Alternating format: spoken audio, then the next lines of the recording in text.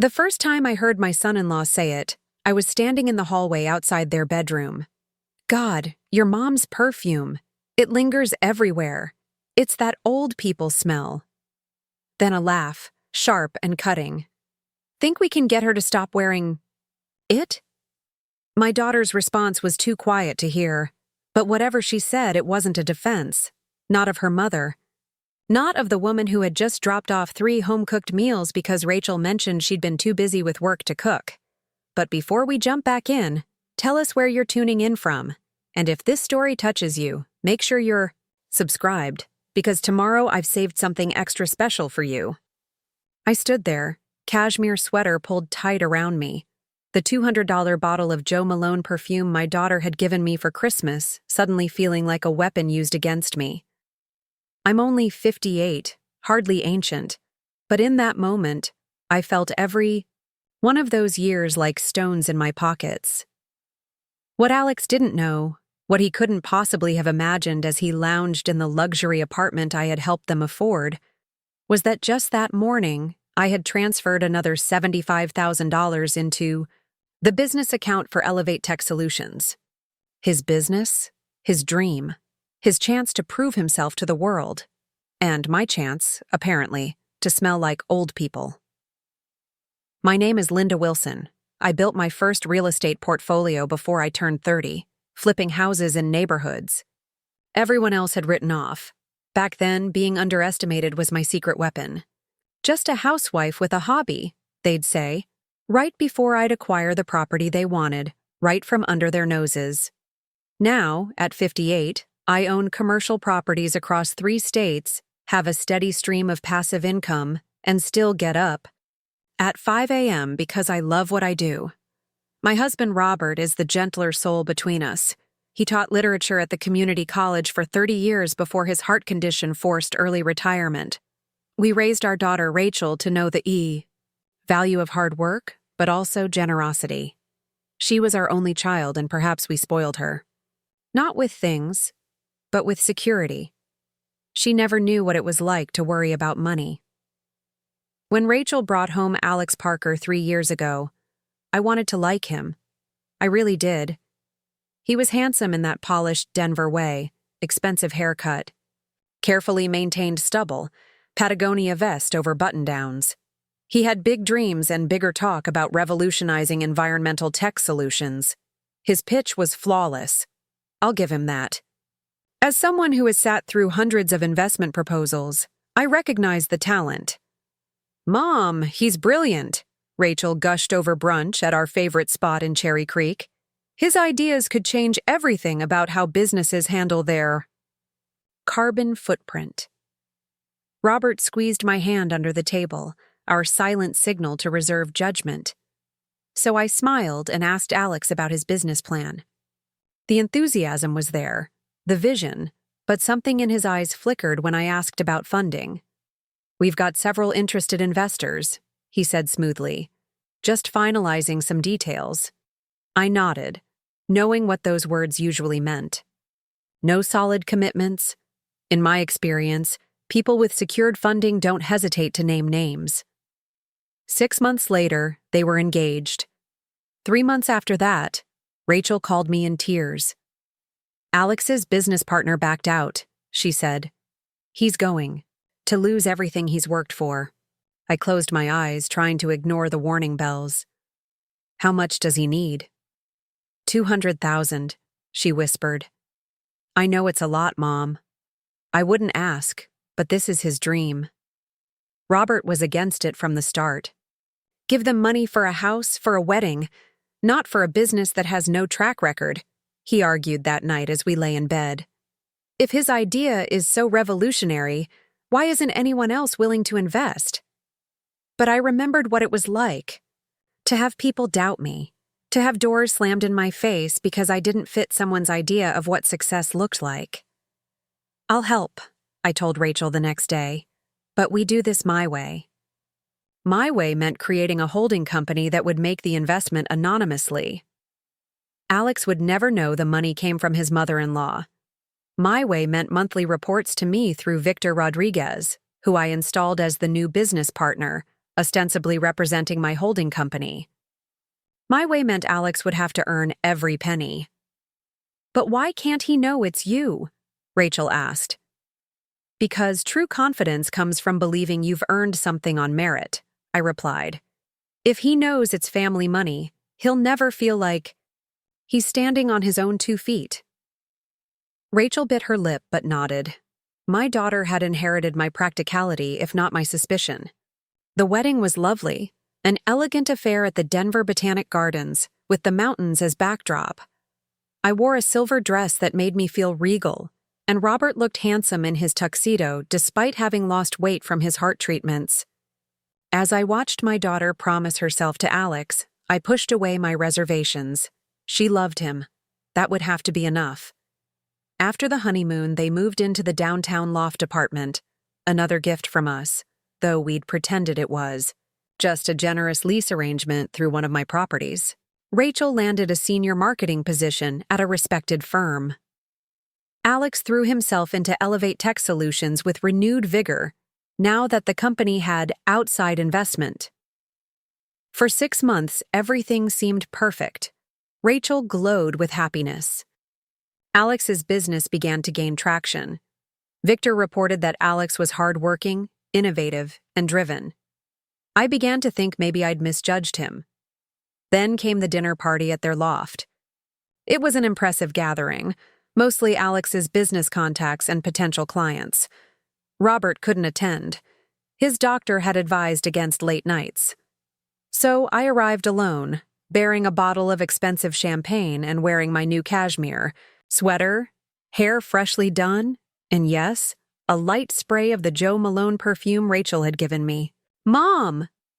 Rachel hugged me at the door, her smile genuine but eyes tense. "I'm so glad you could make it." I handed her the champagne. "Thought you might want to celebrate properly. Victor tells me the Hoffman contract is practically in the bag." A flash of confusion crossed her face before she recovered. "Right, yes. Alex is thrilled. Come in, let me introduce you to everyone."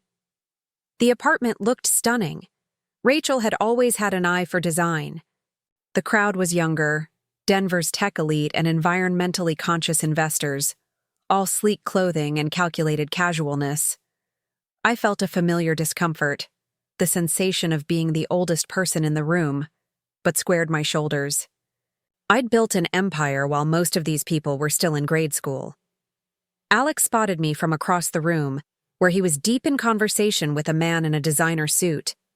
His smile tightened infinitesimally before he excused himself and came over. "Linda," he said, kissing me on the cheek with practiced warmth. "You didn't have to drive all this way. I know how you hate city traffic." I lived 20 minutes away, in Lakewood. Hardly a treacherous journey. "Wouldn't miss it," I replied. "I'm so proud of what you're accomplishing." He nodded, glancing around the room. "Let me introduce you to some people who are changing the world." The evening progressed, pleasantly enough. I spoke with several intelligent young entrepreneurs, a woman who had developed sustainable packaging materials, and a venture capitalist who subtly tried to figure out if I was worth talking to. I enjoyed watching him recalibrate when I casually mentioned one of my commercial properties his firm was currently attempting to lease. It was while getting a fresh drink that I overheard them. Alex and a friend, standing just around the corner in the kitchen. "Your mother-in-law seems nice," the friend said. "She's fine," Alex replied, his voice lower. "Old money, old ideas. Doesn't really get what we're trying to do here." The friend laughed. "But old money spends just as well, right? If I could get my hands on it, sure, but she's tight with it. The apartment's just on loan, technically. Rachel thinks we should be grateful." His voice took on a mocking tone. "As if we're charity cases." I froze, glass in hand.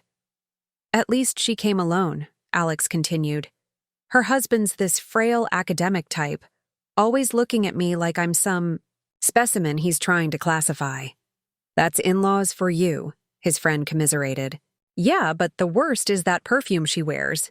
Thinks it's classy, but it reeks. Rachel bought it for her, and now I have to smell it every time she visits. I set my glass down silently and walked away, heart pounding in my chest. The rest of the night passed in a blur. I made polite conversation, smiled at the right moments, and left as soon as was socially acceptable. Driving home, I thought about the $75,000 I had authorized just that morning. Preparing and narrating this story took us a lot of time, so if you are enjoying it, subscribe to our channel. It means a lot to us. Now back to the story. The total was up to $350,000 now. Money that was helping Alex shine in front of all those people who had no idea that his brilliant environmental startup was being bankrolled by the old money mother-in-law he so casually disparaged. When I got home, Robert was waiting up, despite doctor's orders. "How was it?" he asked, setting aside his book. I considered lying, then thought better of it. In 35 years of marriage, I'd never been anything but honest with him. "Enlightening," I said, and told him everything. Robert's face darkened with each word, the gentle professor giving way to the protective husband. I knew there was something off about him. The way he looks at you when he thinks no one is watching. "It's just words," I said, suddenly tired. "No," Robert shook his head. "Words reveal character, and his character is showing." I sighed, removing my earrings. "What do I do? If I tell Rachel, I break her heart and reveal that I've been secretly funding his business. If I do nothing—" "You're not doing nothing," Robert said firmly. "You're going to protect your investment and your daughter." The next morning, I called Victor Rodriguez and asked him to meet me for coffee. Victor had worked with me for years, first as an ambitious property manager, now as my most trusted business associate. He was in his 40s, sharp, and had an uncanny ability to read people. I had specifically chosen him to be my eyes and ears in Alex's business. "How honest have you been with me about Elevate?" I asked him once we were seated at a quiet corner. Victor's expression remained neutral. "What specifically are you asking, Linda? Is Alex as brilliant as he pretends to be? Is the business truly viable, or am I throwing good money after bad?" Victor took a slow sip of his coffee. "The technology is promising. The business model is sound. With proper management and continued investment, Elevate could be very successful." "And Alex?" A slight hesitation. "He works hard. He's an excellent salesman. But he takes shortcuts, makes promises we can barely keep. And he's developing an expensive taste for business. Lunches, conference trips, and office upgrades that don't generate returns." Victor leaned forward. "He also doesn't know how the money works. He thinks it's all coming from venture capital firms. I do the financial reports exactly as you instructed. Complex enough that he signs without reading the details." I nodded, slowly turning my coffee cup in its saucer. "Thank you for your honesty. May I ask what's changed?" "Nothing yet," I said. "But I need you to do something for me.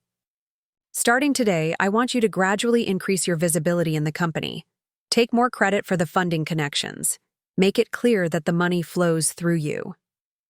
Victor studied me carefully. "You're setting something up." "I'm protecting my investment," I replied, echoing Robert's words. "And I may need to make some personnel changes in the near future." Over the next few weeks, I maintained my distance. I declined Rachel's invitations for dinner, claiming busyness with a new property acquisition. Instead, I focused on learning everything about Elevate Tech Solutions, its patents, contracts, financial obligations, and growth potential. Victor provided detailed reports, far more candid than before. The picture that emerged confirmed my suspicions. Alex had talent but lacked substance. The business was promising but needed steadier leadership. And most tellingly, Alex was growing increasingly resentful of Victor's more prominent role. "He cornered me after the board meeting," Victor reported during one of our coffee meetings. "Wanted to know why I was suddenly taking over presentations to potential clients. What did you tell him? That our investors prefer my approach. That didn't go over well. I allowed myself a small smile. No, I imagine it wouldn't. 3 months after the dinner party, Rachel called and invited me to Sunday brunch, just the two of us. Her voice sounded strained, and I agreed immediately, suggesting the cafe near the river walk. When she arrived, I could see the tension in her shoulders, the careful way she held herself. My daughter had always been an open book to me. Something was wrong. "How's work?" I asked after we ordered, keeping my tone casual. "Busy but good." She fiddled with her napkin. "We landed the national campaign I was working on." "That's wonderful, honey. And how's Alex? The business?" Her smile tightened. "That's partly why I wanted to talk to you."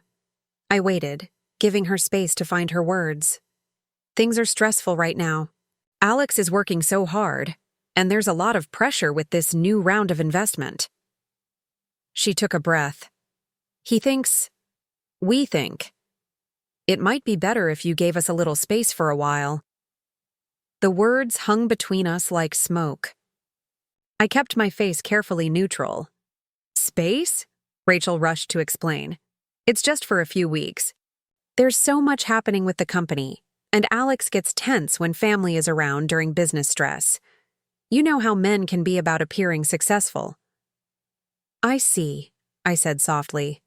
"And this is coming from both of you?" She hesitated, a fraction too long. "Yes, we just need some breathing room." I reached across the table and took her hand. "Rachel, you know you can tell me anything, right? If something's wrong." "Nothing's wrong," she insisted too quickly. "Everything's fine. Great, actually. The business is taking off. We're talking about starting a family soon. It's just temporary growing pains." I studied my daughter's face, the shadows under her eyes, the tension in her jaw. Something had changed. The confident marketing executive was being eclipsed by something else, someone else's influence. "Of course," I said finally. "I understand completely. You take all the time you need." Relief flooded her face, and that hurt more than her request for distance. "Thanks, Mom. I knew you'd understand." As we finished our meal with careful conversation about safe topics, I made my decision. Understanding and accepting were two very different things. That afternoon, I called Maggie Chen. As my financial advisor for 15 years, she was one of the few people who knew about my anonymous investment in Elevate. "I need to make some changes," I told her, "and I'll need your absolute discretion." "You've always had it," she replied. "What are we doing?" "Restructuring my investment in my son-in-law's company. I want full control, but I need it to look like it's coming from outside."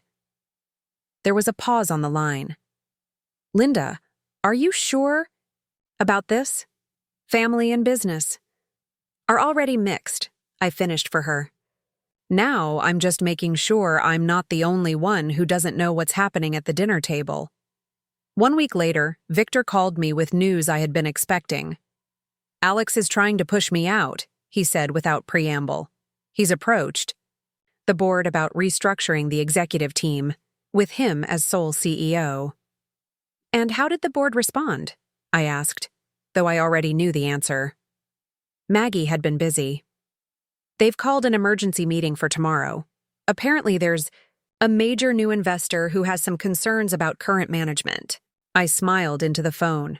How inconvenient for Alex. "Linda," Victor's voice grew serious. "Whatever you're planning, be careful. This is your daughter's husband." "I'm aware," I said, which is exactly why it needs to be done right. The key. Next day, I dressed with particular care, a tailored navy suit I reserved for my most important meetings, subtle gold jewelry, and yes, a light spray of that Jo Malone perfume. Old people smell or not, it was a gift from my daughter, and I would wear it with pride. As I drove to the Denver Tech Center where Elevate's offices were located, I thought about Rachel, about the change in her over recent months. about what it meant that she had been the one tasked with creating distance between us. The pieces were falling into place, and I didn't like the picture they formed. Elevate occupied the 15th floor of a gleaming glass tower, impressive for a startup, but another sign of Alex's premature spending. The receptionist looked startled when I gave my name. "Oh, Mrs. Wilson. We weren't. I don't think you're on the calendar."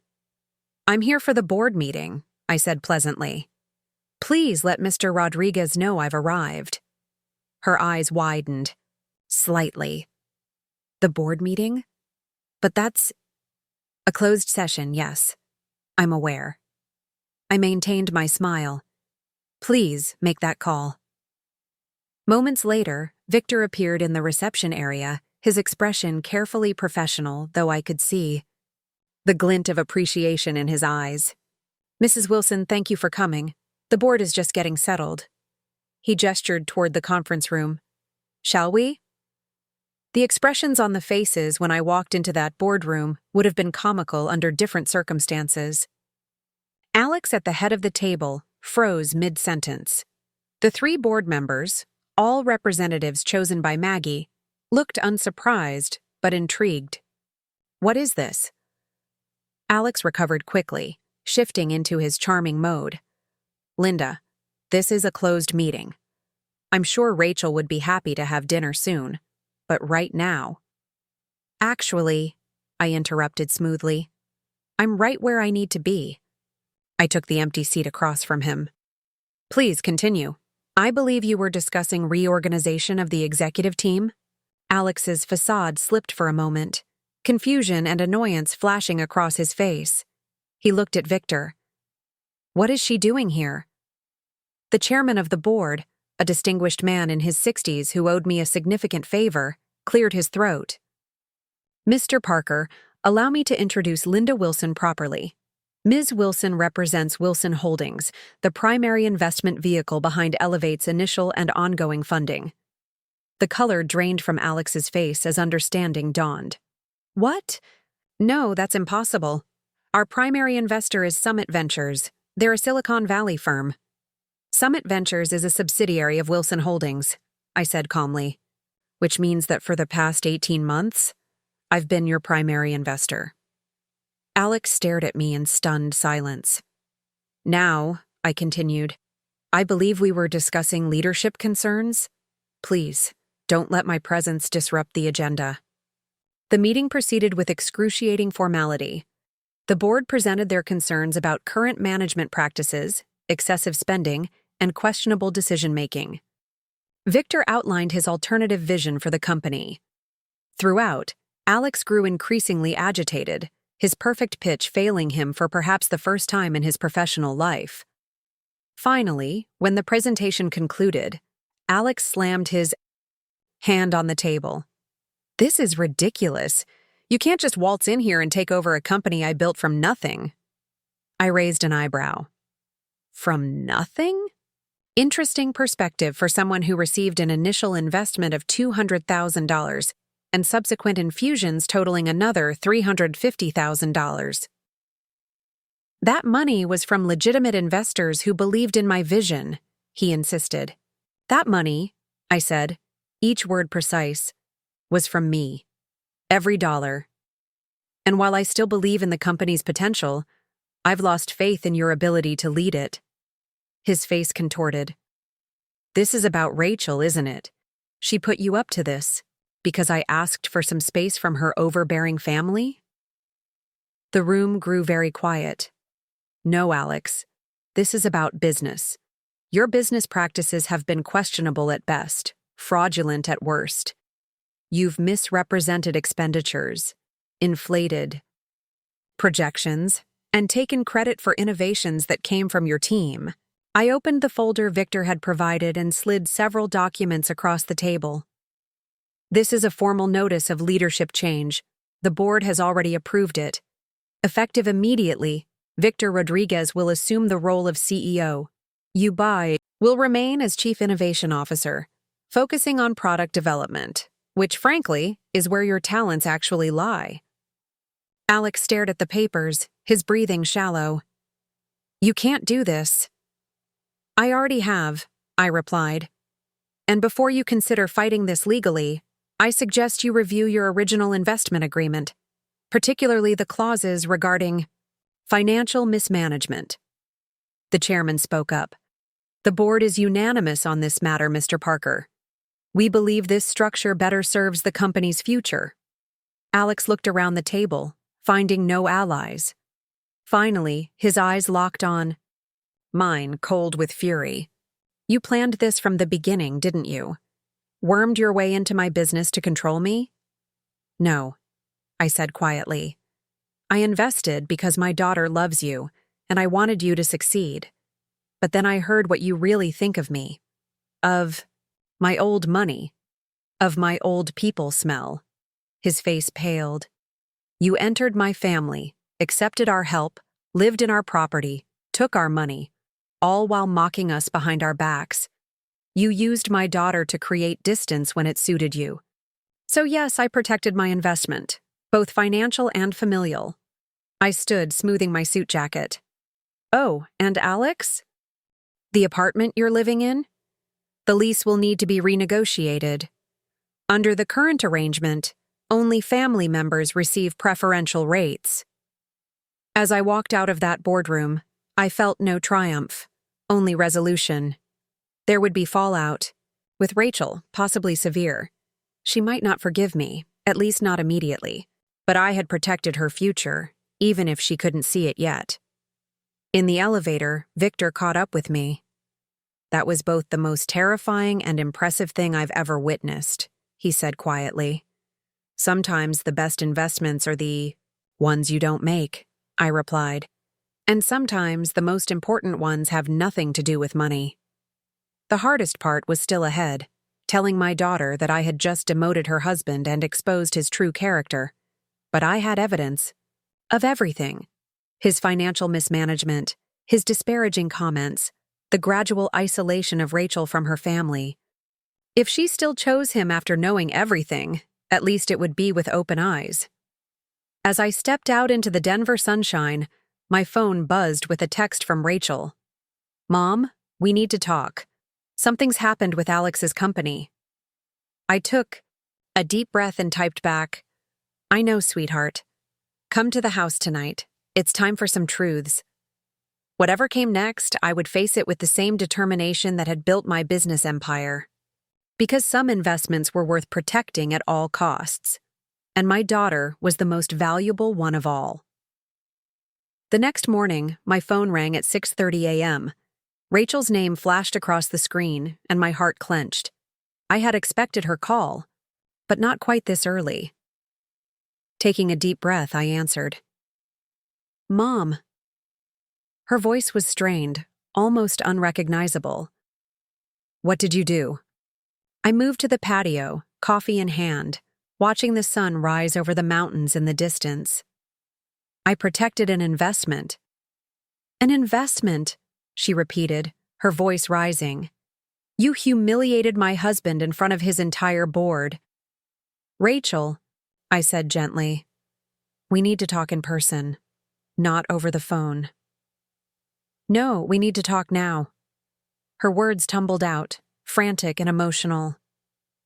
Alex came home yesterday completely destroyed. He said you blindsided him, that you've been secretly controlling his company from the beginning. Is that true? Were you behind Elevate's funding this whole time? I closed my eyes briefly. Yes. The silence that followed was deafening. Why? She finally asked, her voice small. Why would you do that without telling me? Because you asked me to help him, I replied. You called me in tears, saying his business partner had backed out, that he was going to lose everything. I wanted to help, but on my terms. By lying? By setting him up to fail? No, I said firmly. By giving him a genuine chance to succeed based on his own merit. I didn't want him to feel like he was living off family money. I thought it would be better for his pride, for your marriage, if the investment seemed to come from outside. Rachel's bitter laugh cut through the line. His pride? Mom, He's devastated. He thinks our entire relationship has been some kind of setup, that I married him as part of your scheme to control his company. My stomach dropped. That's ridiculous. I only stepped in yesterday because of the financial mismanagement. Stop it, she snapped. Just stop. You had no right to interfere like this. Alex built that company from nothing. It was his vision, his work. With my money, I finished quietly. And yes, his vision has value. That's why he's still Chief Innovation Officer. But Rachel, there are things you don't know. Then tell me, she challenged. What horrible things has Alex done that justify you secretly taking over his company? I hesitated, weighing how much to reveal. I've had Victor monitoring the finances for months. There were inconsistencies, excessive spending, misrepresented projections. Business stuff, she cut in dismissively. Every startup has growing pains. You could have talked to him, helped him. Instead, you ambushed him. It's not just the business, I admitted. It's how he talks about our family when he thinks we can't hear. How he's been gradually isolating you from us. Rachel went quiet for a moment. What are you talking about? At your dinner party 3 months ago, I overheard him mocking us, to his friends. Calling me old, saying my perfume, the one you gave me, smelled like old people. Laughing about how your father looks at him. He was probably just blowing off steam, she said, but her voice had lost some of its conviction. People say stupid things sometimes. And what about asking you to create distance between us? I pressed. Was that just blowing off steam too? Another silence. He's been under a lot of pressure. Rachel, I said softly, when was the last time you spoke to your father? He's been trying to reach you for weeks. I've been busy, she replied automatically. Too busy for a 10-minute call to a man with a heart condition? That's not the daughter I raised. Her breath caught audibly. That's not fair. No, it's not, I agreed. But it's what's happening. And it's a pattern. I've seen before, partners who slowly cut their spouses off from family support. Alex is not abusive, she said firmly. Not all control is physical, I replied. Sometimes it's about who you talk to, where your money goes, what you're allowed to question. The line went so quiet, I thought she might have hung up. Finally, she spoke, her voice trembling. I need to think. I can't talk to you right now. Rachel, please. No, Mom. You've done enough. Just give me some space. The call ended, and I sat motionless, watching the golden light spread across the Denver skyline. The coffee in my hand had gone cold. Robert found me there 30 minutes later, still staring into the distance. Without a word, he pulled up, a chair beside me, and took my hand. She called, I said unnecessarily. He nodded. I heard. She hates me. She's confused, he corrected gently. And hurt. But she's smart, Linda. She'll piece things together. I turned to him, suddenly feeling every bit of my age. What if I've ruined everything? What if she chooses him? Then we'll respect her choice, he said, though the pain in his eyes mirrored my own. But we'll never stop being her parents. I squeezed his hand, drawing strength from the man who had been my rock for over 3 decades. I need to show her the evidence, all of it. Give her a day, he advised. Let her process the shock first. I nodded, knowing he was right, though every instinct screamed at me to go to her immediately. Instead, I focused on the next steps. For Elevate, Victor had already scheduled an all-hands meeting to announce the leadership changes. The press release was drafted. The wheels were in motion. By noon, my phone was buzzing constantly with notifications, emails from board members, texts from Maggie asking for updates, and finally, a message from Victor. Announcement complete. Alex no-show. Team taking it better than expected. Need to talk about next steps. I called him immediately. What do you mean, no show? He didn't come in today, Victor explained. Sent an email at 5 a.m. saying he was taking personal time. I had to handle the announcement alone. I frowned. That's unprofessional. It's understandable, Victor countered. You did just demote him from his own company. His partially built, mismanaged company that I funded, I reminded him. But point taken. What's the team's reaction? Mixed, he admitted. Shock, obviously. Some confusion, but also relief from the finance and operations people. They've been struggling with his leadership style for months. And you explained that his role is still central to the company's future? Emphasized it heavily, Victor assured me. Made it clear that this restructuring is to let him focus on innovation, which is his strength. I nodded absently, though he couldn't see me. Good. Keep things moving forward. I'll handle the personal side. After hanging up, I sent Rachel a simple text. When you're ready to talk, I have documentation of everything. I love you. No response came. That evening, Robert and I ate dinner in unusual silence. 35 years of marriage had given us the comfort of quiet companionship, but this silence felt heavier, laden with worry. As we cleared the dishes, the doorbell rang. We looked at each other in surprise. We weren't expecting visitors. Robert moved toward the door. I'll get it. I followed behind him, some sixth sense already telling me who it might be. The door swung open to reveal Alex, standing on our porch in the gathering dusk. His normally perfect appearance was disheveled, wrinkled. Clothes, hair unkempt, eyes bloodshot. But what caught my attention was the calculated contrition on his face. I had seen that expression before, on countless investment pitches when someone was trying to salvage a failing deal. Alex, Robert said coolly, this is unexpected. I needed to talk to you both, he replied, his voice carefully controlled, despite his appearance. About yesterday. About everything. Robert looked back at me, one eyebrow raised in silent question. I nodded slightly. Come in, Robert said, stepping aside. Alex entered our home with uncharacteristic hesitancy, as if suddenly aware he was on foreign territory. His eyes darted around, taking in the comfortable living room with its wall of books, the framed family photographs, the view of the garden Robert had lovingly tended for decades. Can I get you something to drink? Robert offered, ever the professor, ever polite.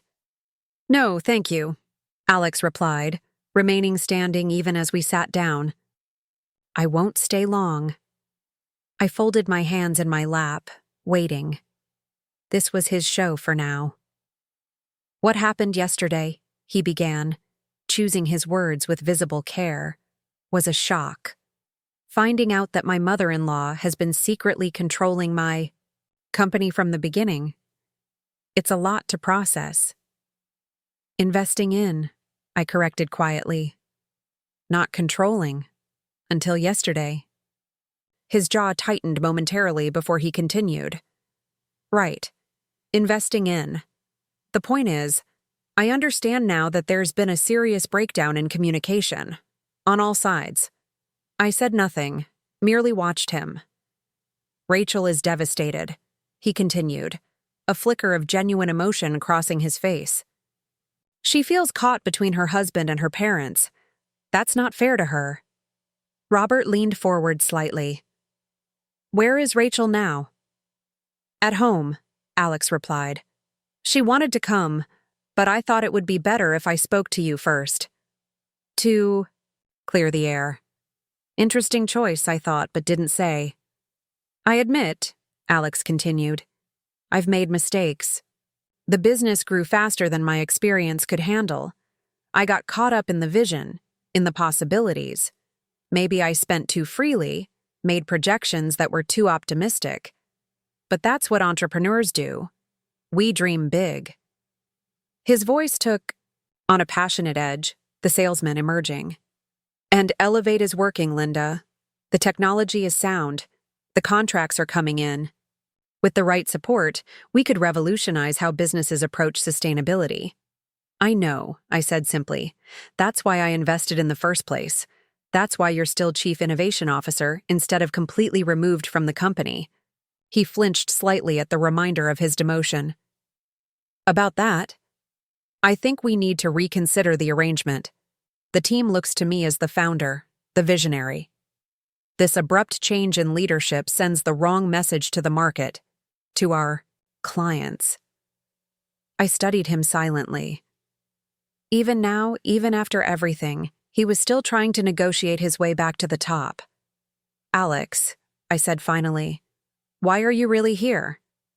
He blinked, momentarily thrown off script. I told you to clear the air. No, I interrupted gently. You're here to salvage your position. What you haven't addressed is the real reason I stepped in. His expression shuddered.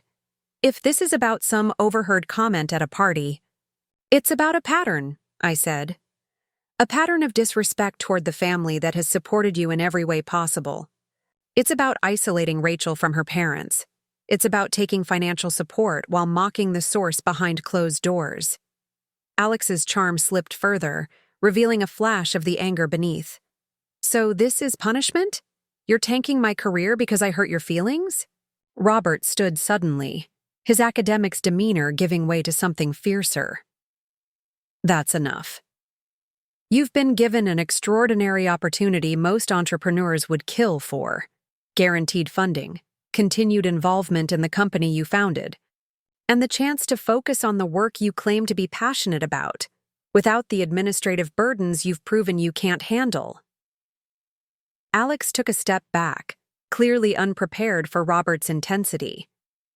Instead of showing an ounce of gratitude, Robert continued, his voice deceptively calm. You come into our home trying to manipulate your way back into control. And worse, you've left our daughter at home, upset and confused, while you attempt to cut a backroom deal with her parents. The calculation in Alex's eyes confirmed my worst suspicions. He wasn't here to reconcile. He was here to negotiate, to find leverage. Rachel doesn't know you're here, does she? I asked softly. Flicker of uncertainty crossed his face. I told you, I thought it would be better. If you handled the business side first, I finished for him, because that's your priority. Not her feelings, not the family relationships, but your position. Alex straightened, abandoning the contrite act entirely. Fine, you want honesty? Yes, I came to negotiate, because this isn't just about me anymore. This is Rachel's future, too. My demotion affects her, our plans, the life we're building together. How exactly does it affect her? I countered. Your salary hasn't changed. Your equity remains intact. The only difference is you're no longer making financial decisions you were never qualified to make in the first place. His face darkened. This was never about qualifications. This was about control. From the moment Rachel brought me home, you've been looking for ways to remind me that I don't measure up to your standards. I shook my head slowly. No, Alex, we welcomed you. We helped you. We invested in your dream when no one else would. All we wanted in return was respect. For our daughter, for our family. Respect, he repeated with a hollow laugh. Is that what you call spying on me through Victor? Setting me up to fail? Humiliating me in front of my own board? You set yourself up to fail, Robert interjected, and from where I'm standing, you haven't learned a thing. Alex's phone buzzed in his pocket. He glanced at it, his expression changing subtly as he read the message. I need to go. Let me guess, I said. Rachel is wondering where you are? His eyes snapped back to mine, and for a moment, the mask fell completely, revealing a cold calculation that sent a chill through me.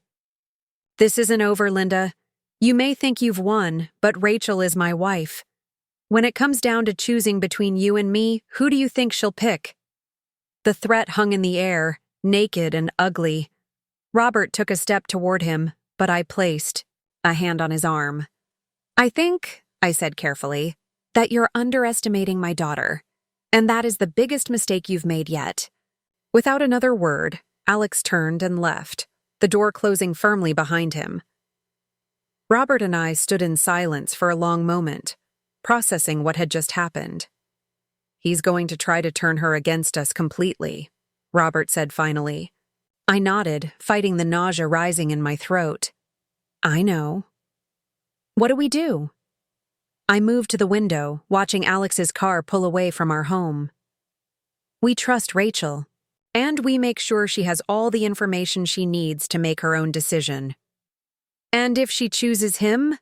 Robert asked, voicing our shared fear.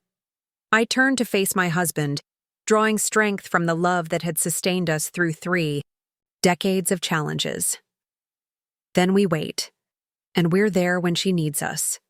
Because she will, Robert. Sooner or later, she will. The next morning, I woke to a text from Rachel. Can we talk? Just us. No Alex, no Dad. Relief flooded through me. Of course. Name the time and place. She suggested the Denver Botanic Gardens, neutral territory with enough privacy for difficult conversations. We agreed to meet at 10. The gardens were quiet on a weekday morning, the early spring flowers just beginning to emerge. Rachel was waiting for me on a bench near the Japanese garden, her posture rigid, eyes hidden behind sunglasses despite the cloudy day. I sat beside her, resisting the urge to reach for her hand. Thank you for meeting me. She nodded curtly. I have questions. I'll answer all of them, I promised, completely honestly. She seemed to steel herself. Did Alex come to see you last night? Not the first question I was expecting. Yes. Why didn't you tell me? I thought he would, I replied carefully. She removed her sunglasses, revealing reddened eyes. He didn't. I found out because I checked his location when he didn't come home on time. He's been doing that a lot lately, disappearing for hours without explanation. I stayed silent, letting her continue at her own pace. When I confronted him, he admitted he went to see you, said he was trying to smooth things over, to help me because I was so upset. She laughed bitterly. Always the hero in his own story. Rachel. No, let me finish, she interrupted. Because after he told me that version, I called Dad. And he told me what really happened. How Alex tried to negotiate his way back into power without me even knowing. I nodded slowly. That's accurate. She looked down at her hands, which were twisting in her lap. I need to see the evidence you mentioned. All of it. The financial mismanagement, the things he said, everything. I reached into my bag and pulled out a USB drive. It's all here. Financial reports, discrepancies, recordings from the dinner. Party. Texts between Alex and some of his executives discussing how to present inflated projections to investors.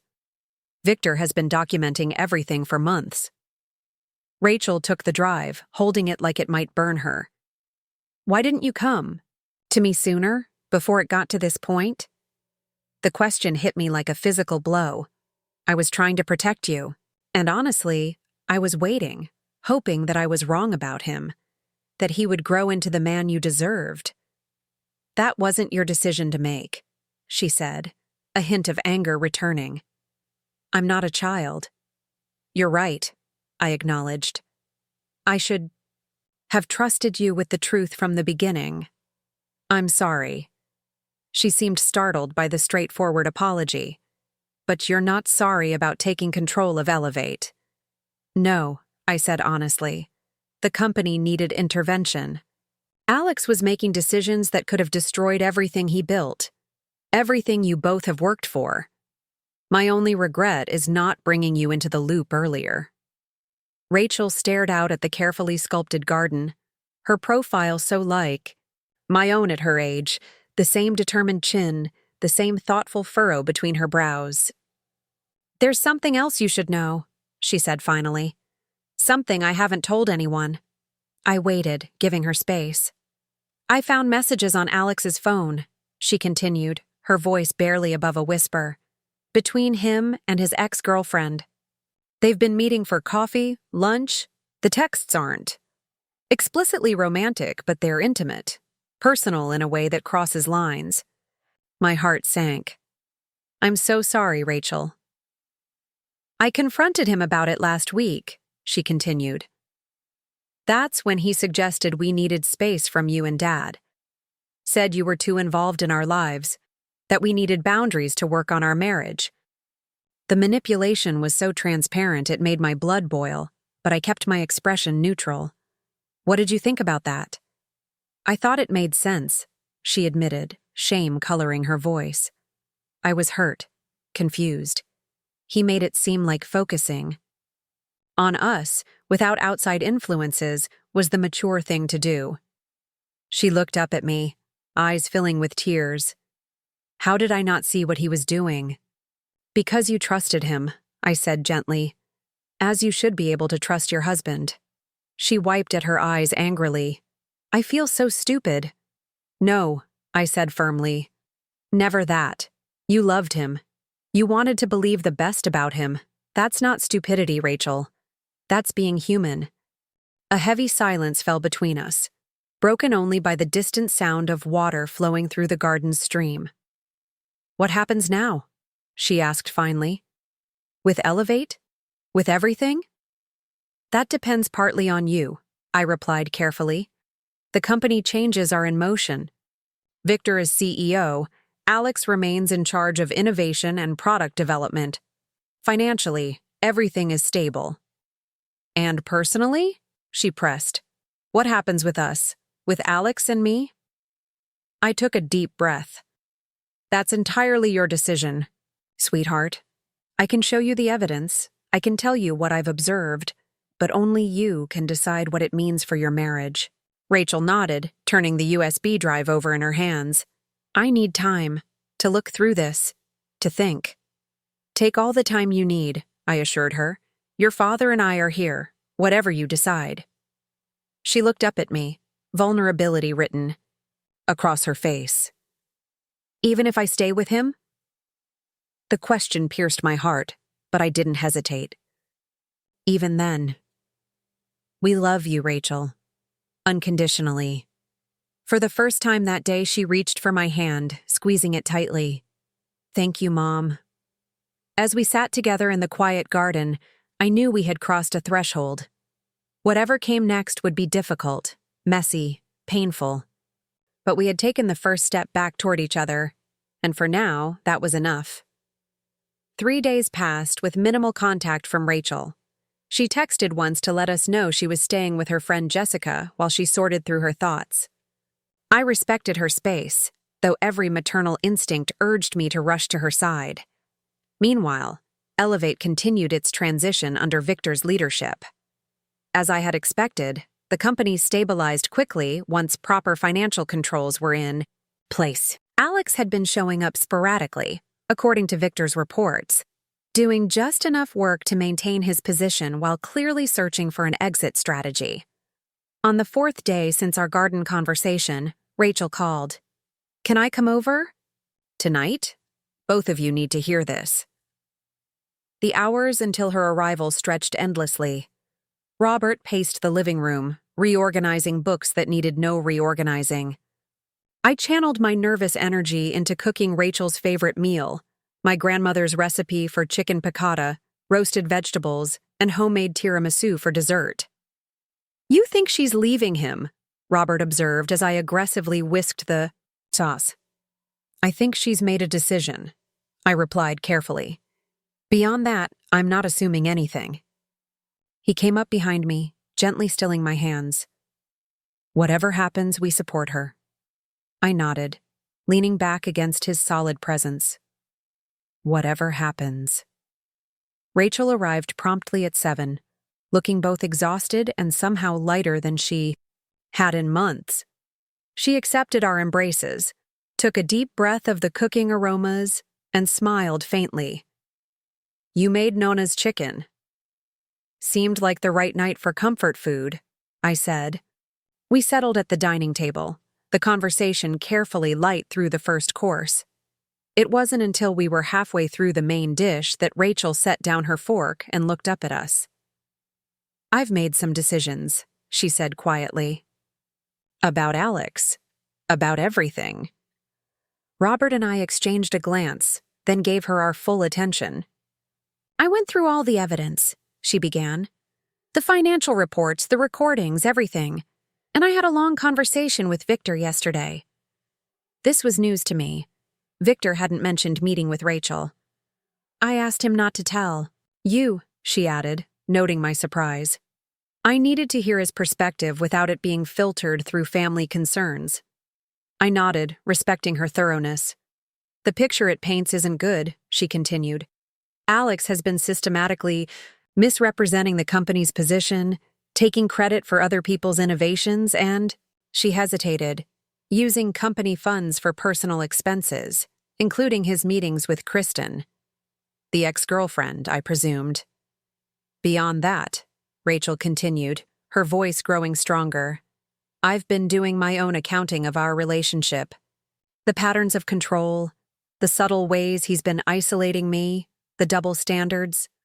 Looking back, they were always there, but I excused them because I wanted our marriage to work." Robert reached across the table, covering her hand with his. "That's natural, sweetheart." She gave him a grateful smile before continuing. 2 nights ago, I went back to our apartment to get some more clothes. Alex was there with Kristen. They didn't see me. I used my key and heard them in the living room. He was telling her that he had a plan to get back control of the company, that once he did, they could be together openly. My breath caught, even expecting the worst of Alex. This level of betrayal was shocking. "I recorded it," Rachel said, her voice eerily calm. "Added it to your collection of evidence." "Oh, Rachel," I breathed. "I'm so sorry." She shook her head. "Don't be. It was the clarity I needed." She straightened in her chair, squaring her shoulders. "I'm filing for divorce, first thing tomorrow morning." Relief and sadness washed over me in equal measure. Relief that she was breaking free. Sadness that she had to experience this pain at all.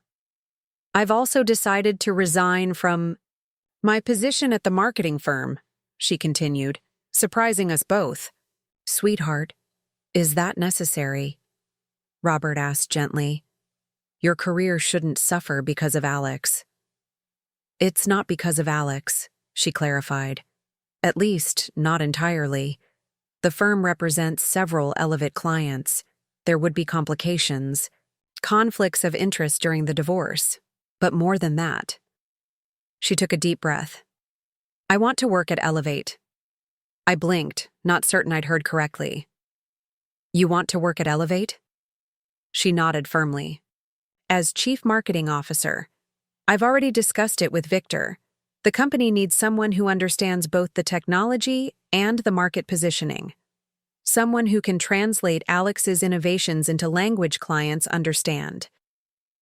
"And Victor agreed to this?" I asked, still processing. "Contingent on your approval as the primary investor," she replied. "He thinks it's a brilliant solution, actually. It keeps the vision in the family while adding genuine expertise to the executive team." I studied my daughter's face, the determined, set of her jaw, the clear-eyed focus that had been missing for too long. "You're sure about this? Working with Alex even during a divorce?" "Alex won't be staying," she said with quiet certainty. "Not once the divorce proceedings start. His pride won't allow it. He'll cash out his equity and move on to his next scheme, with or without Kristen. Victor and I are already preparing for that transition." The confidence in her voice, the strategic thinking behind her plan. This was the Rachel I knew, the one who had been gradually disappearing under Alex's influence. "Then I think it's an excellent idea," I said finally. "If it's truly what you want?" She smiled, a genuine smile that reached her eyes. "It is. For the first time in a long time, I'm making decisions based on what I want, not what someone else expects from me." We raised our glasses in a silent toast. the weight of recent days lifting slightly in the face of Rachel's renewed spirit. Later, as we moved to the living room with dessert, she broached the subject I'd been carefully avoiding. "I know now why you did what you did," she said quietly. "With Elevate, with the anonymous investment. You saw what I couldn't see." I shook my head. "I made mistakes too, Rachel. I should have been more transparent with you." "Maybe," she conceded. "But your instincts were right. And in the end, you saved not just the company, but me." She paused, looking between Robert and me. "I'm sorry for shutting you out, for letting him come between us." "You have nothing to apologize for," Robert insisted. Rachel smiled sadly. "Yes, I do. I chose him over you, even if temporarily. I doubt myself for that." "Don't," I said firmly. "You were being loyal to your husband. That's not a character flaw, Rachel. It's a strength, even if it was misplaced in this case." She nodded, absorbing this. "The divorce won't be easy. Alex won't give up without a fight, especially when he realizes I'm joining Elevate." "We'll be with you every step," Robert promised. "Whatever you need." "Actually," she said hesitantly, "I was wondering if I could stay here for a while. Just until I find my own place." The simple request, so ordinary and yet so significant, brought tears to my eyes. "Of course you can. This is your home, Rachel.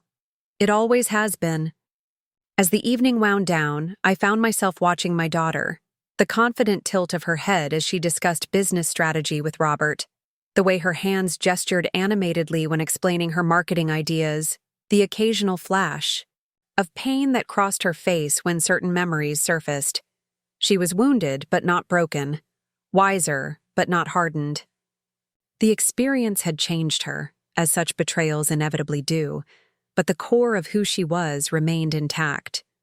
When Rachel finally headed upstairs to the bedroom that had always been hers, Robert turned to me with tears in his eyes. "She's going to be okay." I nodded, leaning into his embrace. "Better than okay. She's going to be magnificent." And in that moment, despite the challenges that lay ahead, I knew it was true. The morning of Rachel's first official day at Elevate dawned bright and clear, the Colorado sun illuminating the mountains with golden light. I found her in the kitchen before 6 a.m., already dressed in a tailored navy suit, reviewing documents with intense focus. A mug of coffee steamed untouched beside her. "Nervous?" I asked, pouring my own cup. She looked up, a determined gleam in her eyes. "Strategic. Alex doesn't know I'm joining the company today. Victor and I agreed to announce it at the all-hands meeting this morning." I raised an eyebrow, impressed by her foresight. "How do you think he'll react?" "Publicly, he'll smile and welcome me aboard. Privately, he'll be furious." She closed her laptop. "But he can't show it without revealing his true colors to the entire company." 2 weeks had passed since Rachel's decision to divorce Alex. Papers had been filed, but the proceedings were in their earliest stages.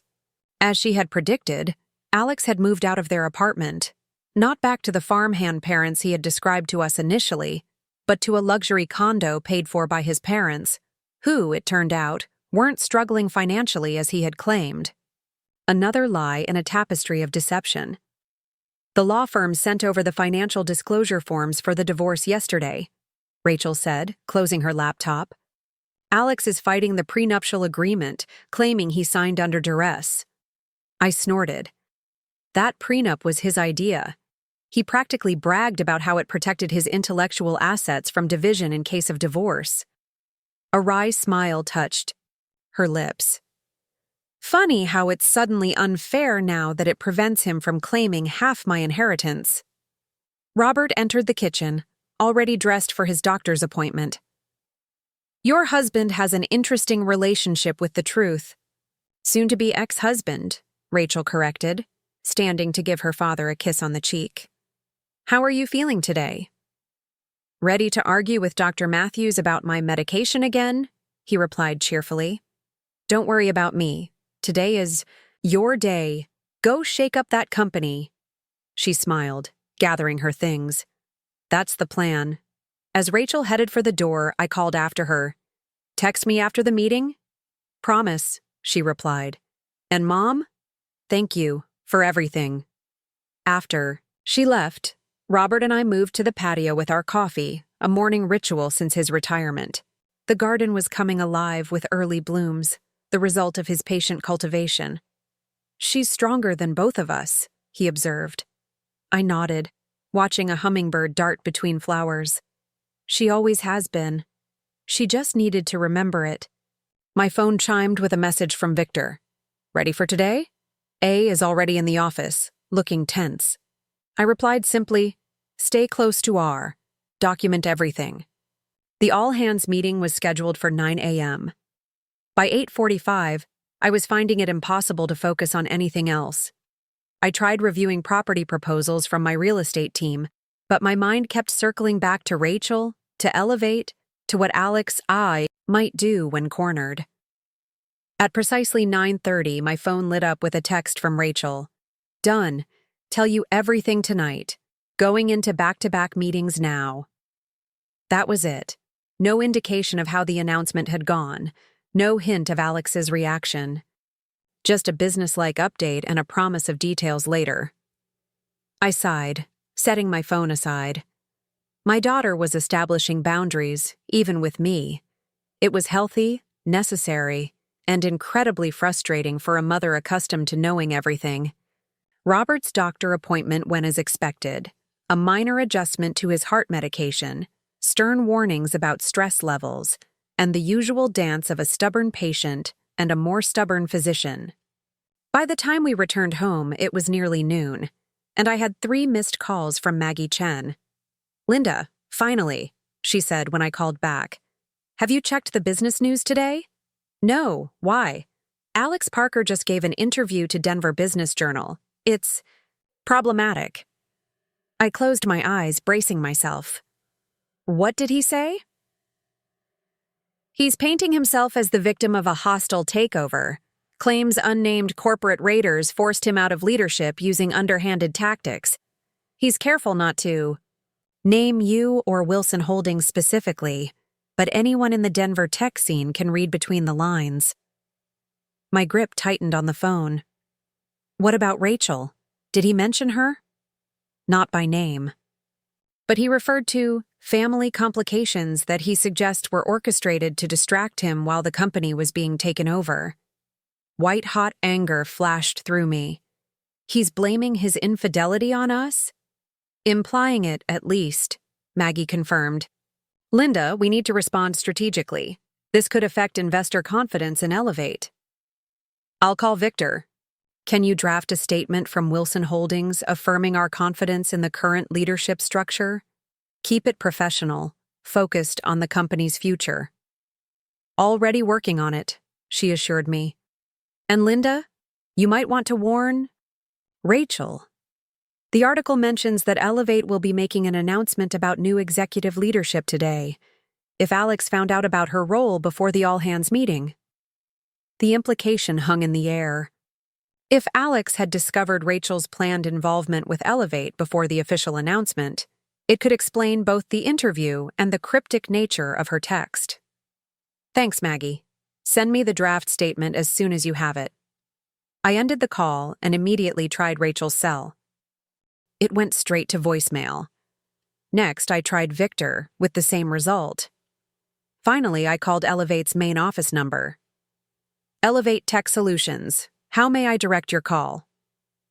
"This is Linda Wilson. I need to speak with Victor Rodriguez immediately." "I'm sorry, Ms. Wilson, but Mr. Rodriguez is in meetings all day. Would you like to leave a message?" "Yes. Tell him to call me as soon as possible regarding Alex Parker's interview." "Certainly. And may I say, we're all very excited about the announcement this morning. Mrs. Parker is going to be an amazing addition to the leadership team." I thanked the receptionist and hung up, somewhat reassured. At least the staff seemed positive about Rachel's new role. Unable to reach anyone directly involved, I pulled up the Denver Business Journal website and found the article. The headline alone made my blood boil.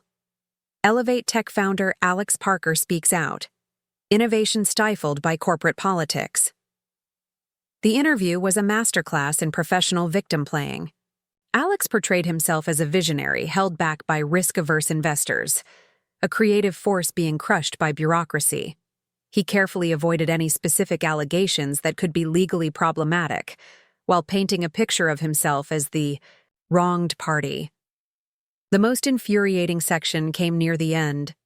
Parker declined to comment specifically on rumors of leadership restructuring at Elevate, saying only, "When personal and professional lines blur, objectivity is the first casualty. I founded Elevate to create environmental solutions, not to navigate family politics that have no place in the boardroom."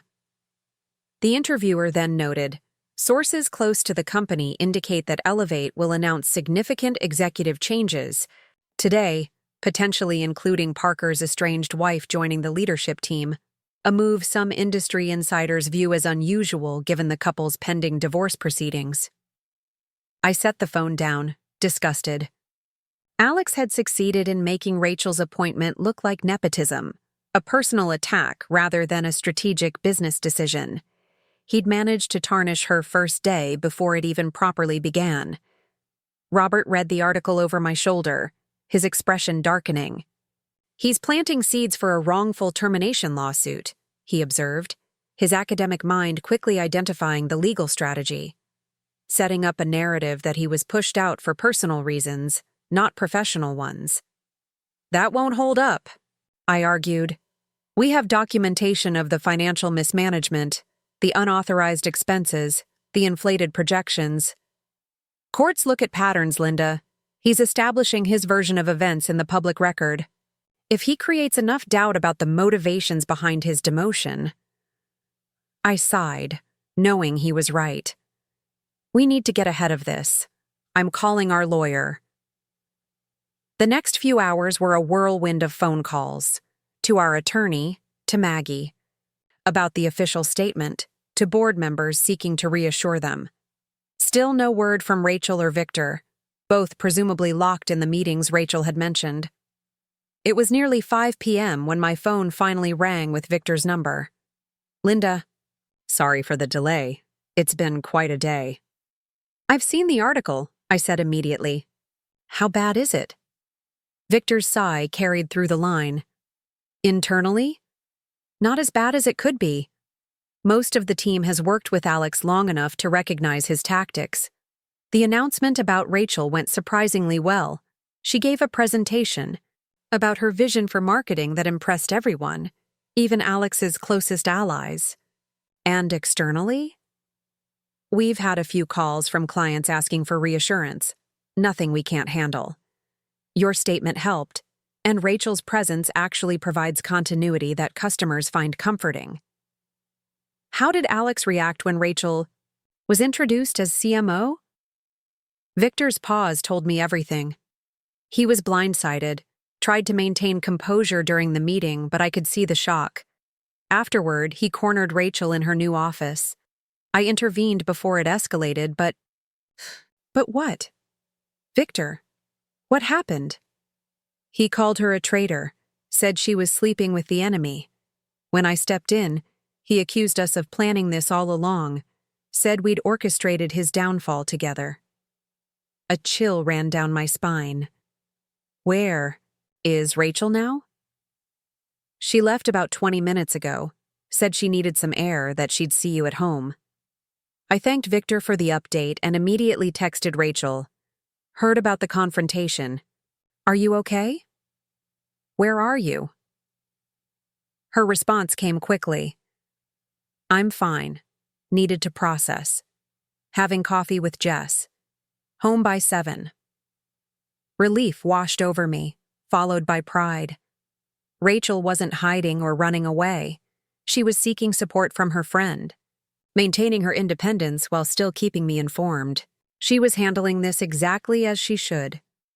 When she arrived home that evening, her expression was composed, but tired. She kicked off her heels in the entryway and slumped onto the couch beside me. "So, she said simply. That happened. I waited, giving her space to share at her own pace.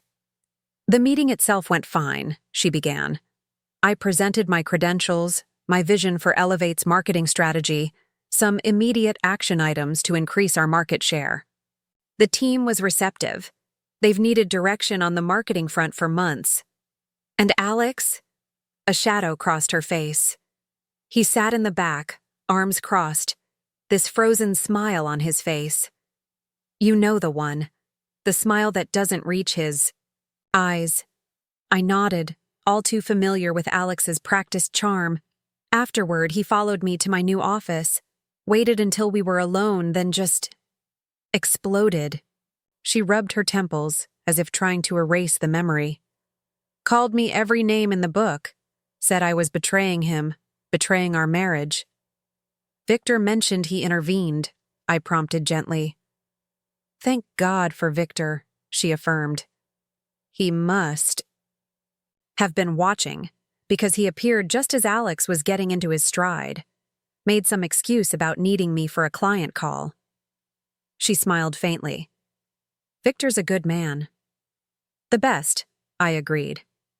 Did Alex say anything about the interview? Rachel snorted.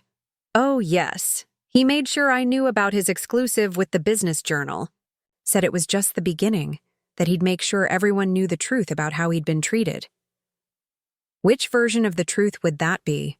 Robert asked, entering from the kitchen with a glass of wine for Rachel. She accepted it gratefully. His version, of course, where he's the brilliant victim and we're the villainous family destroying his dream. She took a sip, then added, he also mentioned he's hired Patricia Lawson as his divorce attorney. Robert and I exchanged glances.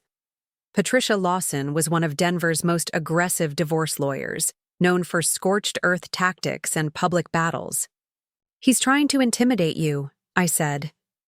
Succeeding a little, Rachel admitted. But mostly I'm just sad. Sad that it's come to this. Sad that the man I married never really existed. She looked up, a determined glint returning to her eyes. But I won't let him win. Not in court, and not at Elevate. That's my girl, Robert said softly. After dinner, Rachel retreated to her room to prepare for the next day. Robert and I lingered at the table, speaking in low voices. He's escalating faster than I expected, I confessed. I thought he'd try to maintain the facade longer, at least publicly. Robert shook his head. His pride won't allow it. Being demoted was bad enough. Having his wife join the company that demoted him, in his mind, that's an unforgivable humiliation. What do you think he'll do next? Something desperate, Robert replied, his academic mind calculating possibilities. He's losing control of the narrative. People who matter are seeing through his act. He'll need to regain the upper hand somehow. Should we be worried about Rachel's safety? The question had been nagging at me all day. Robert considered this carefully. I don't think he's physically dangerous. His weapon is manipulation, not violence. But we should be vigilant anyway. I nodded, making a mental note to speak with Victor about security measures at Elevate. The next morning, Rachel seemed more settled, more focused. She left for work early, promising to check in throughout the day. I tried to return to my normal routine, property inspections, investor calls, lunch with Maggie to discuss the Elevate situation. But an undercurrent of anxiety followed me. Just after 3 p.m., my phone rang with an unfamiliar number. Is this Linda Wilson? A woman's voice asked. Yes, who's calling? This is Carmen Diaz with the Denver Post.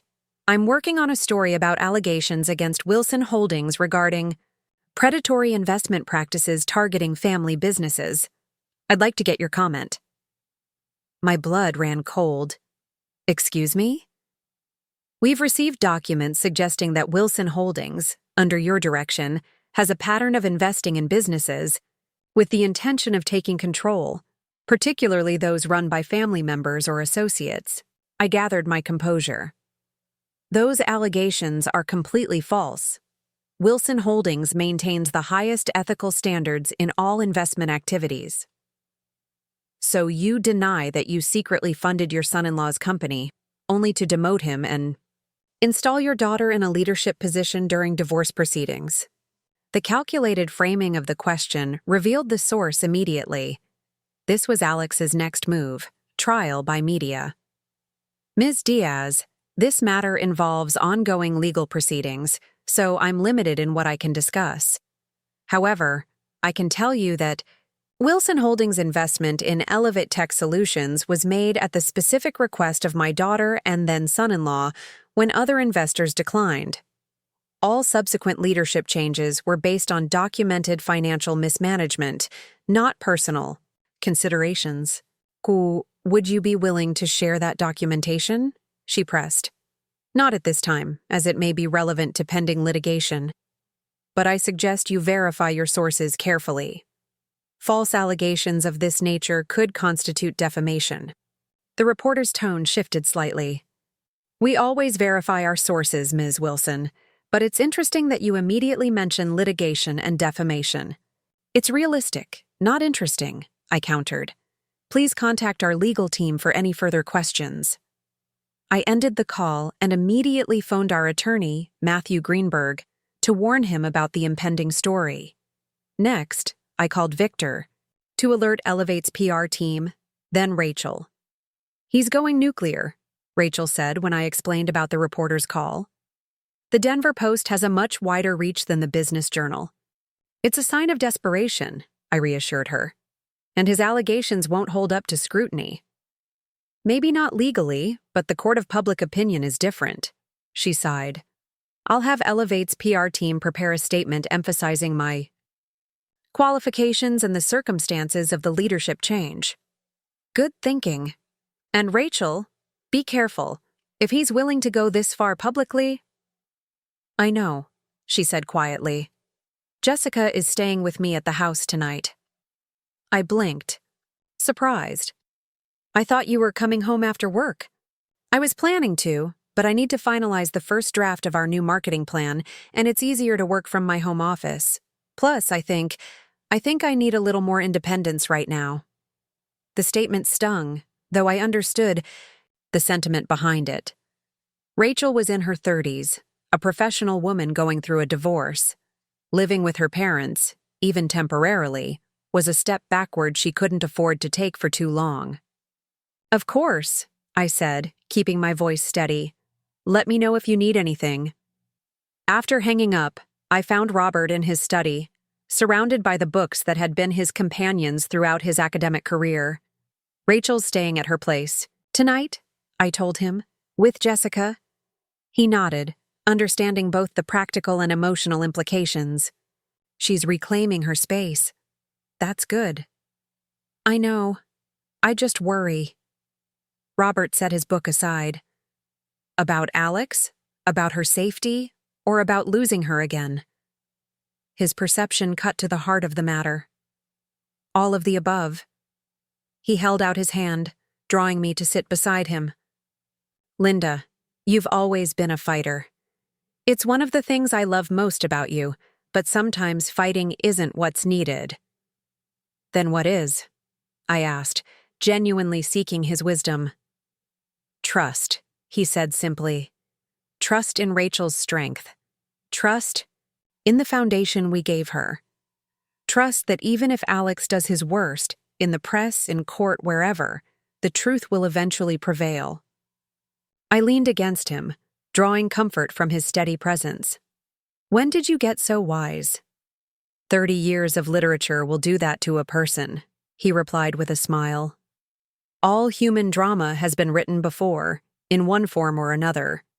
That evening, a precursor to the Denver Post article appeared online.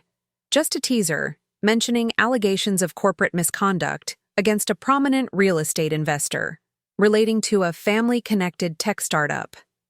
No names were used, but the implications were clear to anyone familiar with the Denver business landscape. I spent an hour on the phone with Matthew Greenberg, our attorney, discussing legal options. His advice was measured.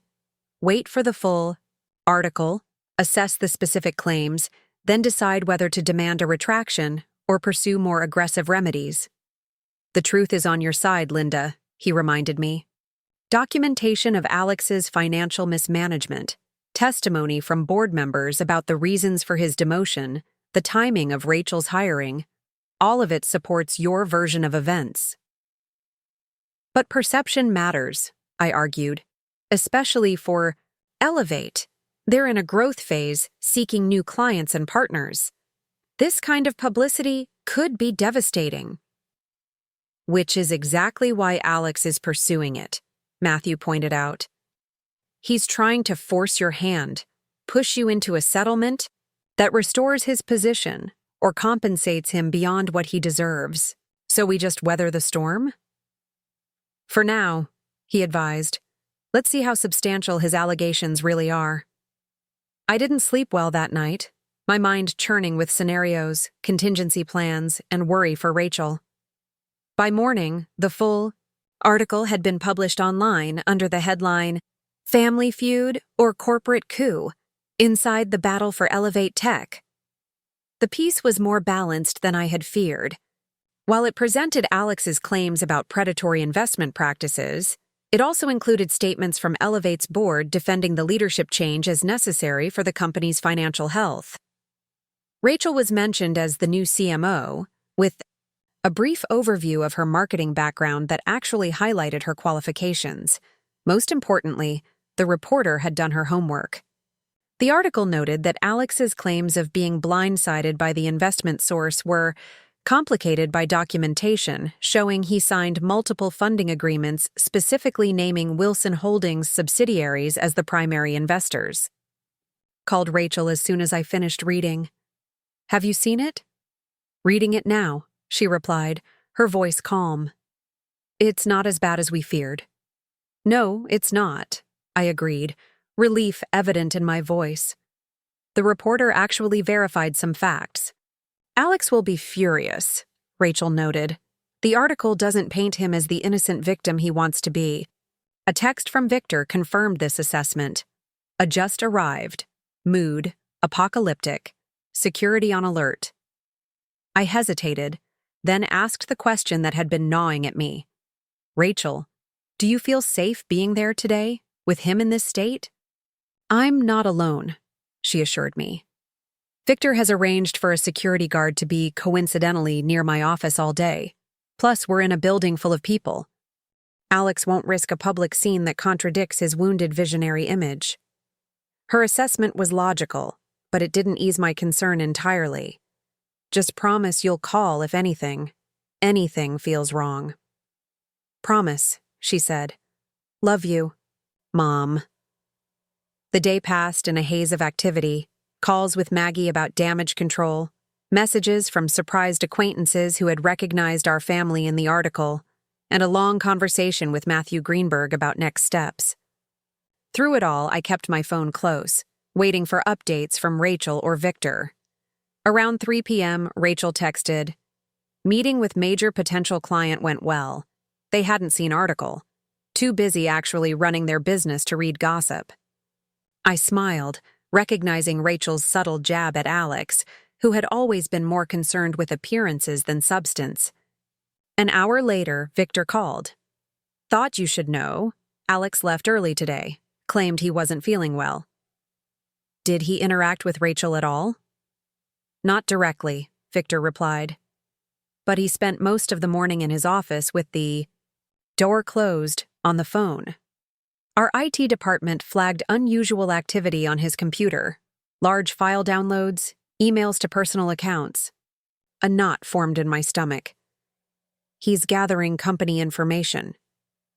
Looks that way, Victor confirmed. I've already had IT restrict his access to sensitive materials and client data, but it's concerning. Have you mentioned this to Rachel?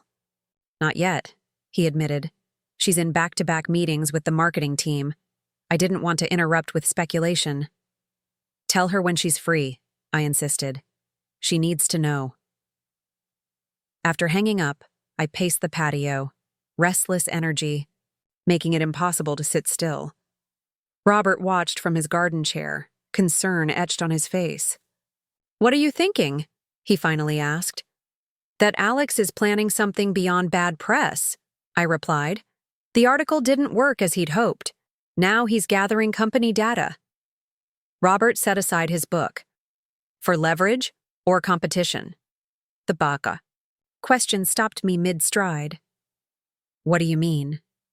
If I were in his position, Robert mused, with my reputation in question and my company slipping away, I might consider starting fresh.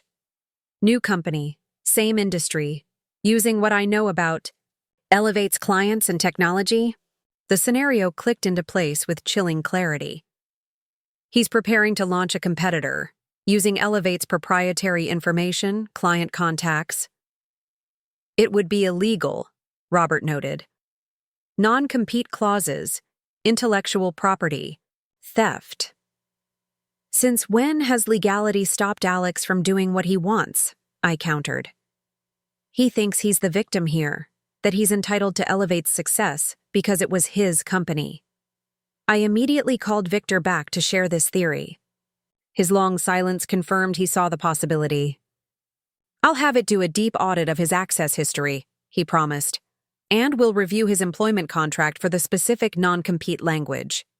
By the time Rachel called that evening, the picture had become clearer and more troubling. Victor told me about your theory, she said without preamble. It fits with something else that happened today. 2 of Alex's closest allies in the development team gave notice, effective immediately. They're joining him, I concluded.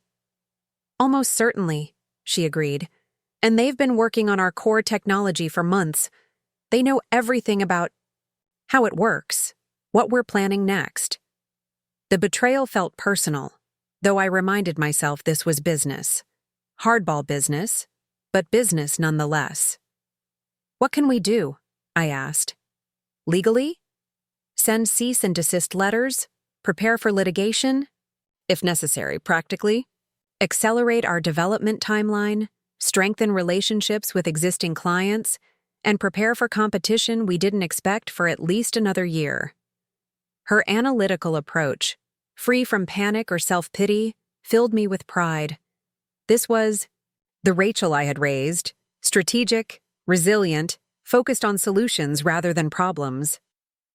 Victor and I are working late tonight, she continued, reviewing all our active projects, identifying vulnerabilities, preparing contingencies. At the office? I asked, concern creeping back in. Is that safe, with everything going on? We're actually at my place, she clarified. Jessica's here too. We've ordered dinner, turned the dining room into a war room.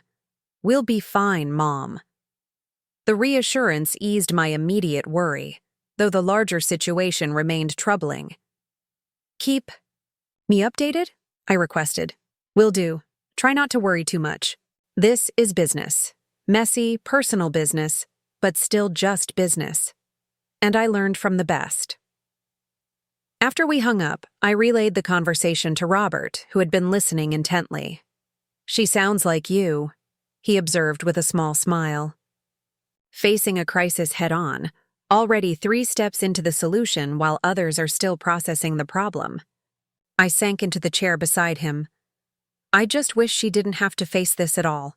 The divorce, the company drama, Alex's betrayal, it's too much for anyone to handle at once. Yet she is handling it, he pointed out, with grace and strength that frankly astounds me. His words reminded me of something my own mother had told me years ago, when I was starting my first real estate venture against overwhelming odds. The only way to discover your strength is to face something that requires every ounce of it. I had never wanted Rachel to need that lesson. But now that it had found her anyway, I could only marvel at how magnificently she was rising to meet it. The next morning dawned with a strange calm, like the eye of a hurricane. I knew the storm wasn't over. Alex's next move was coming. But for this brief moment, there was clarity and purpose in our response. I had just finished my first cup of coffee when my phone rang with Rachel's number. Mom, she said, her voice tight with controlled emotion. You need to see this email. I'm forwarding it now. Seconds later, My phone pinged with the notification. I opened it to find a message from Alexander Parker, sent to Elevate's entire staff, board of directors, and major clients. The subject: line read simply, "The truth about Elevate's hostile takeover." And with that, the eye of the storm passed, and the next wave of chaos began.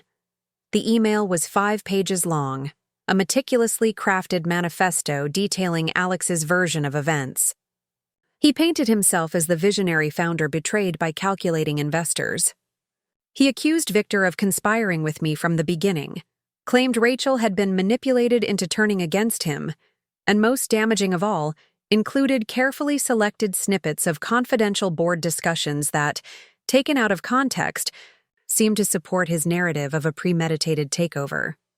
How did he get these board meeting recordings?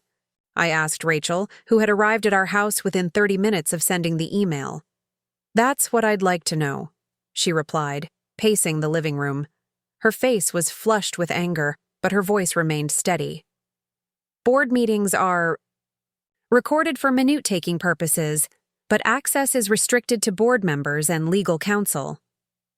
Robert, who had been reading the email with growing concern, looked up.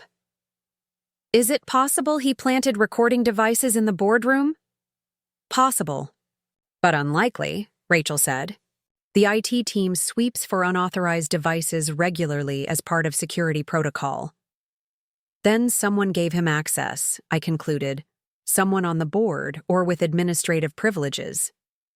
Victor arrived minutes later, having driven straight from Elevate's offices.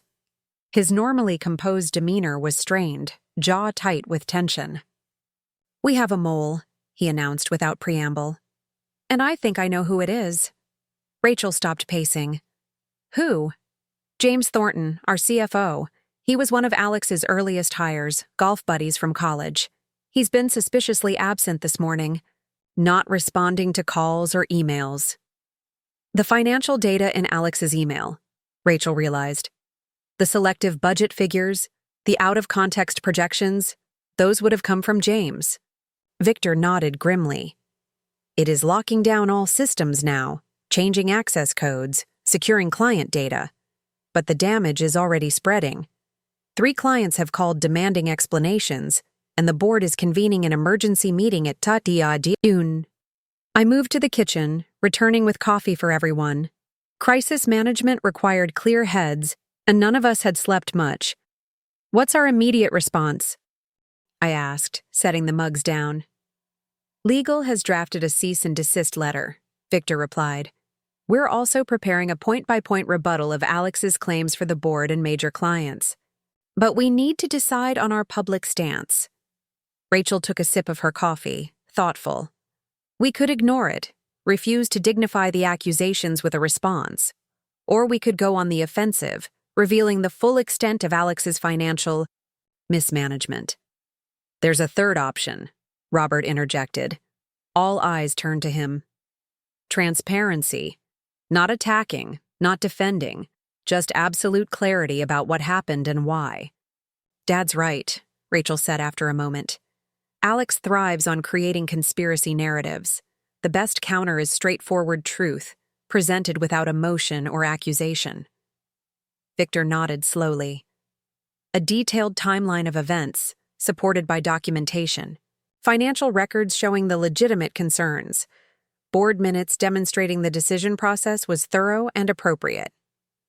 "Exactly," Rachel agreed. "No mudslinging, no personal attacks, just facts, presented professionally." I studied my daughter's face, the determined set of her jaw, the clear-eyed focus that had always been her strength. "You should deliver it," I said. "As CMO, you're the natural spokesperson, and your personal connection to the situation makes you the most credible voice." Rachel hesitated. "Alex will say I'm being manipulated, that I'm just a puppet for Wilson Holdings." "Let him," Robert said firmly. "Anyone who knows you will recognize the absurdity of that claim."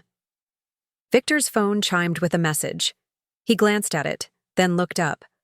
"The board meeting has been moved up to 10:30. We need to prepare." The next 2 hours were a whirlwind of activity.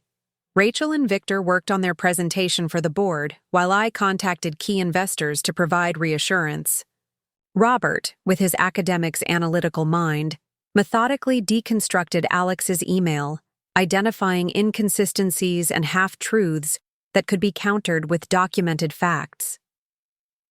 By the time Rachel and Victor left for the board meeting, we had a comprehensive strategy, not just for surviving Alex's attack, but for emerging stronger. "Call me the minute it's over," I insisted, hugging Rachel at the door. She nodded, her expression resolute.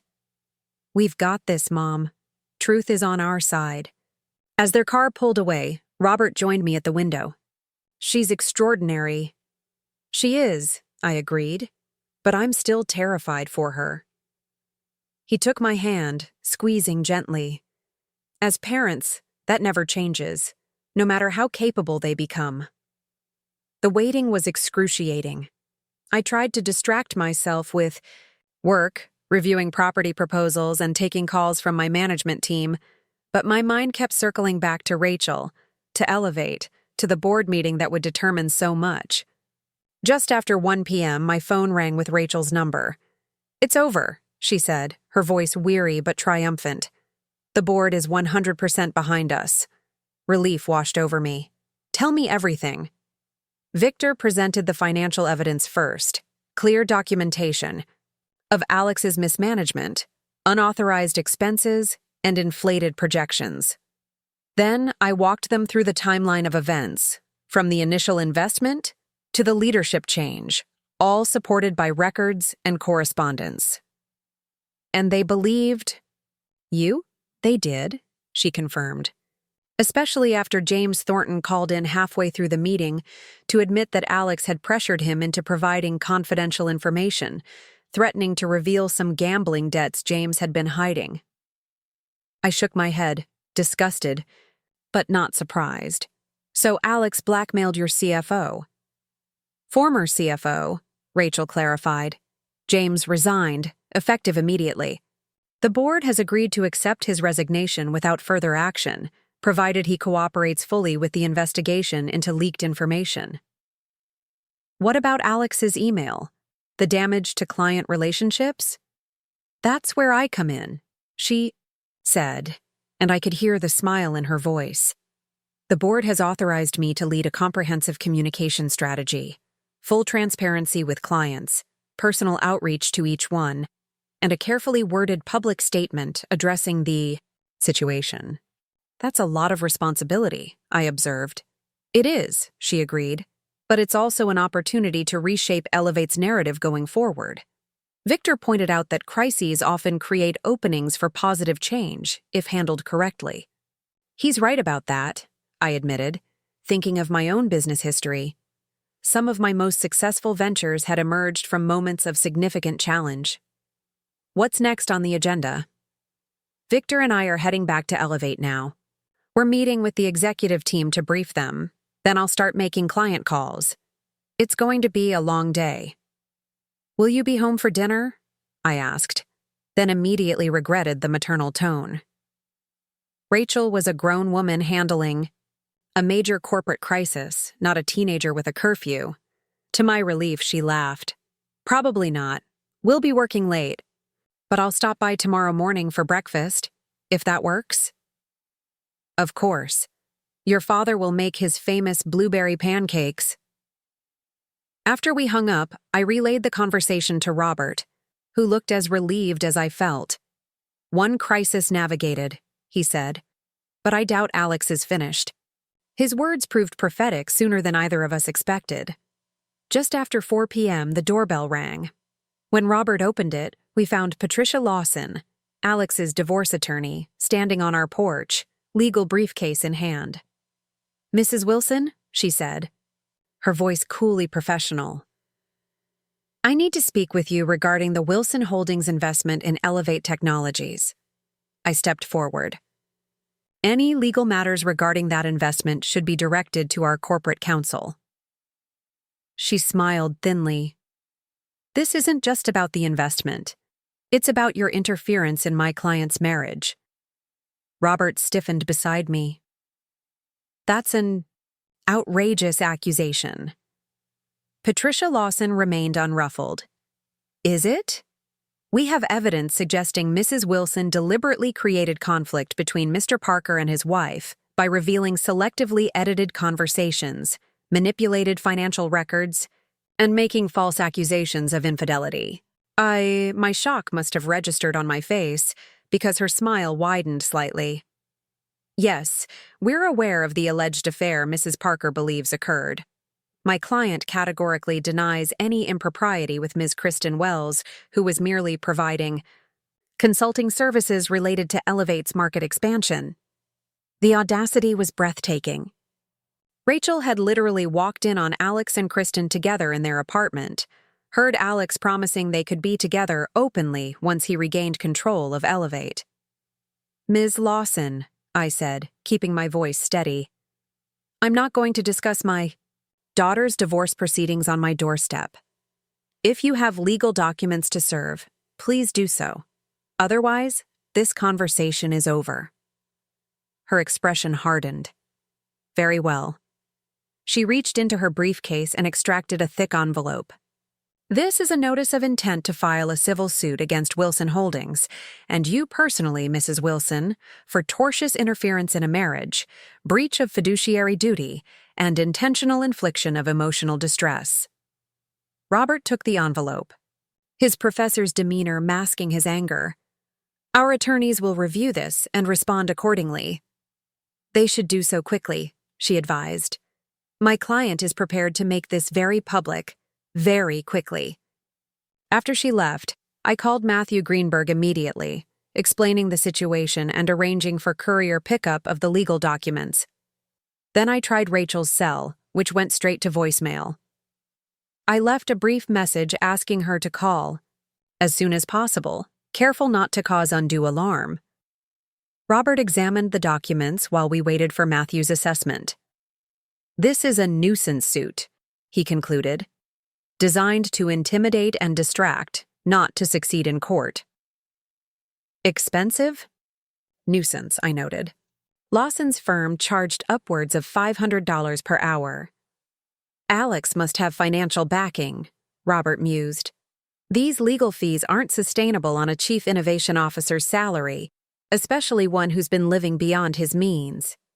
The implication hung in the air. Either Alex had hidden resources we weren't aware of, or someone was funding his legal campaign against us.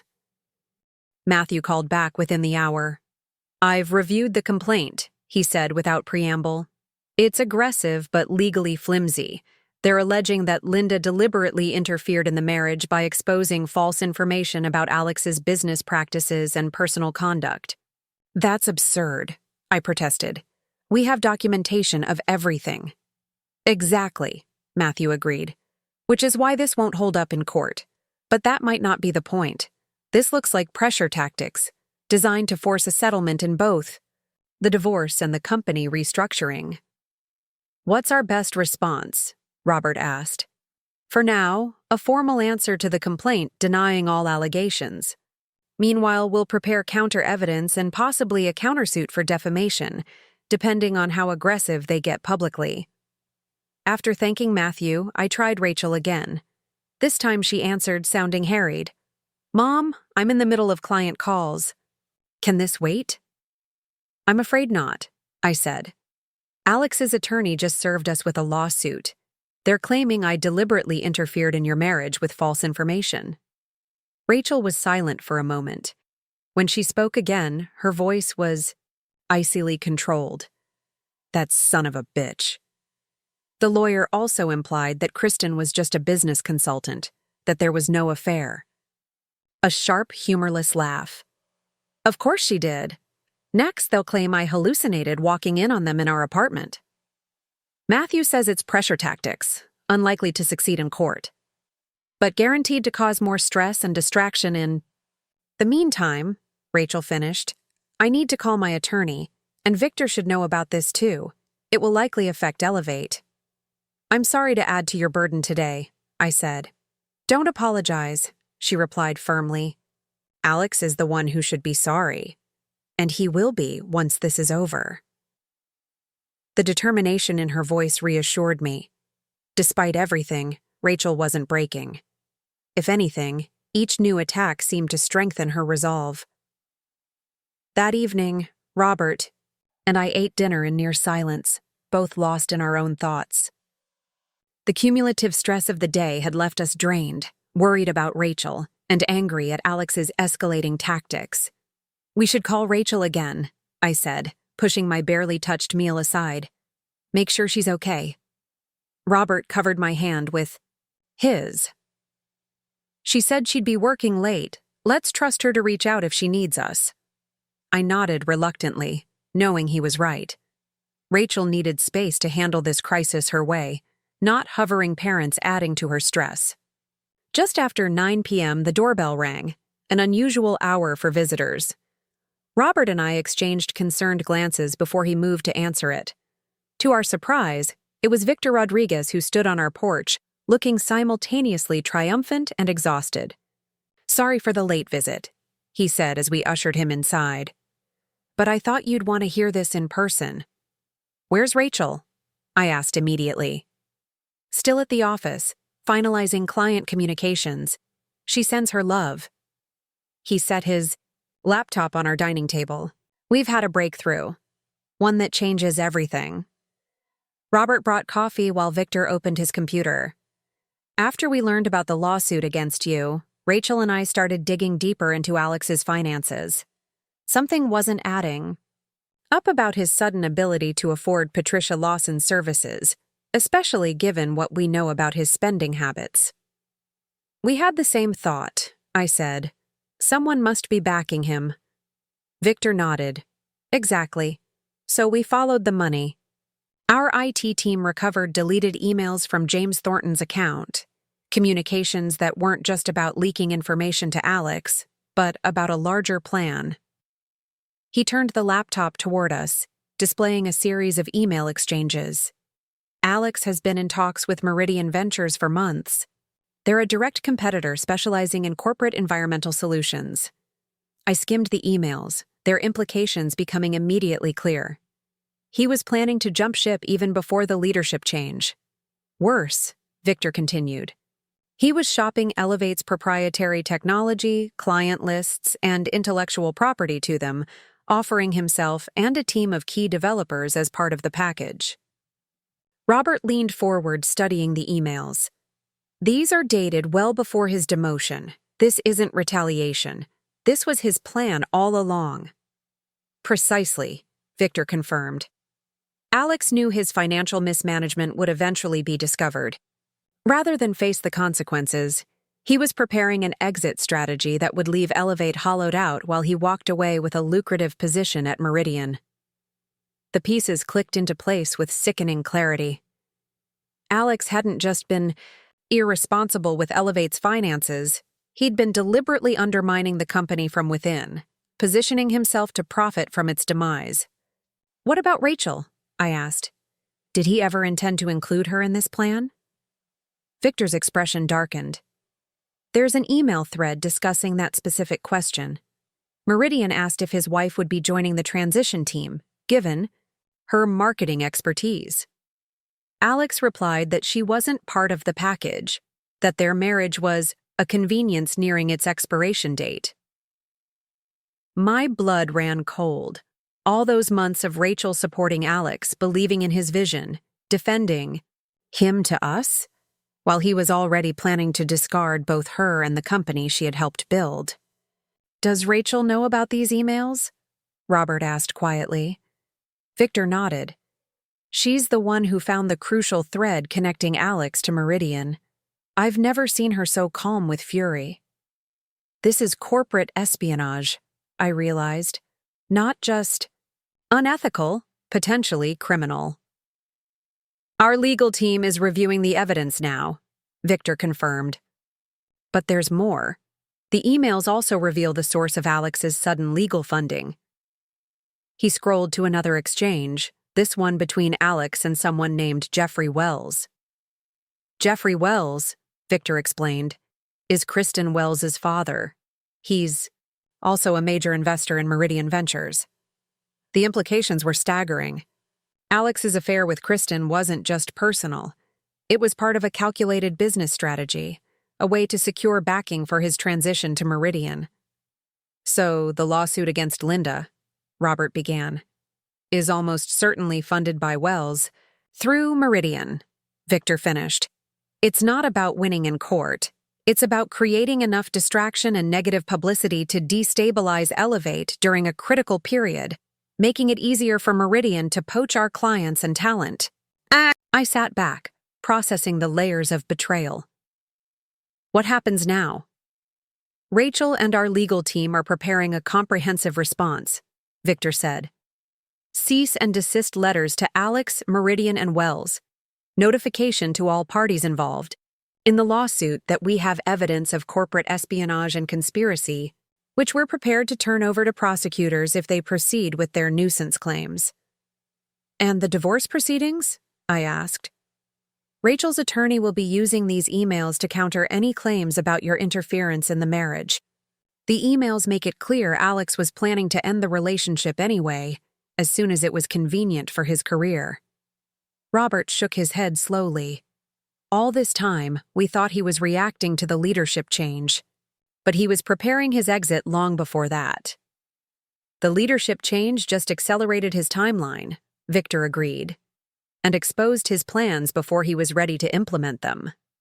The realization was oddly liberating. We hadn't caused Alex's betrayal. We had merely uncovered it before he could complete it." Victor closed his laptop. "I should get back to the office. Rachel asked me to update you both, but there's still work to be done tonight." "Is she all right?" I couldn't help asking. "Really all right?" A small smile crossed Victor's face. "She's more than all right, Linda. I've worked with many executives over the years, but I've rarely seen someone handle a crisis with such clarity and determination. You raised an exceptional woman." After Victor left, Robert and I sat at the dining table, still processing everything we'd learned.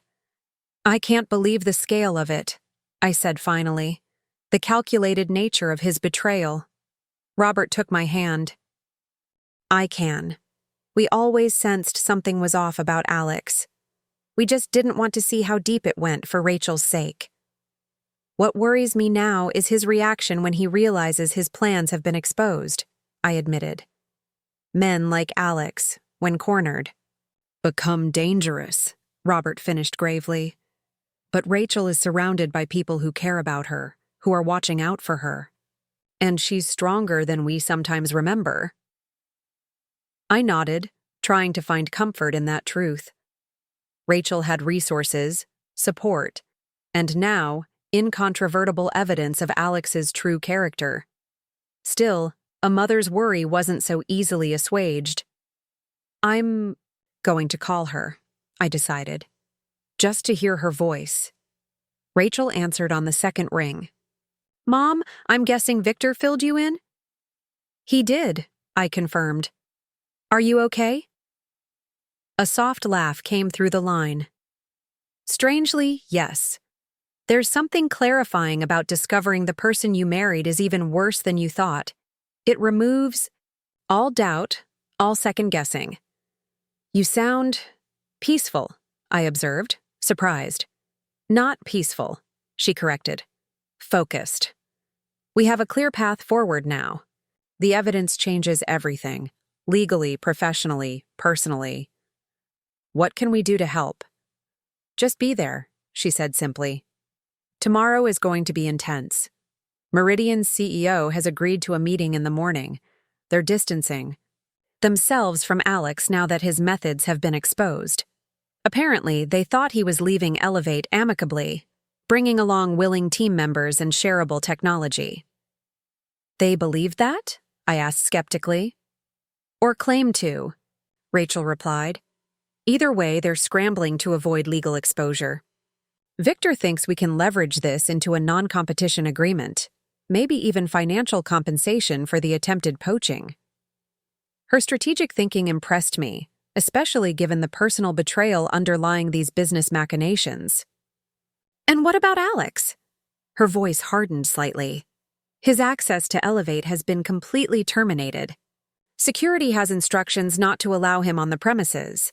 His company email has been shut down, and his final paycheck is being processed. He won't go quietly, I warned. I know, Rachel acknowledged, which is why I'm staying at Jessica's tonight, and why I've hired private security for the next few weeks, until everything is settled. The precaution both reassured and alarmed me. You think he might? I don't think he's physically dangerous, she clarified quickly, but I do think he'll try to confront me, to manipulate the situation somehow. Better to remove the opportunity entirely.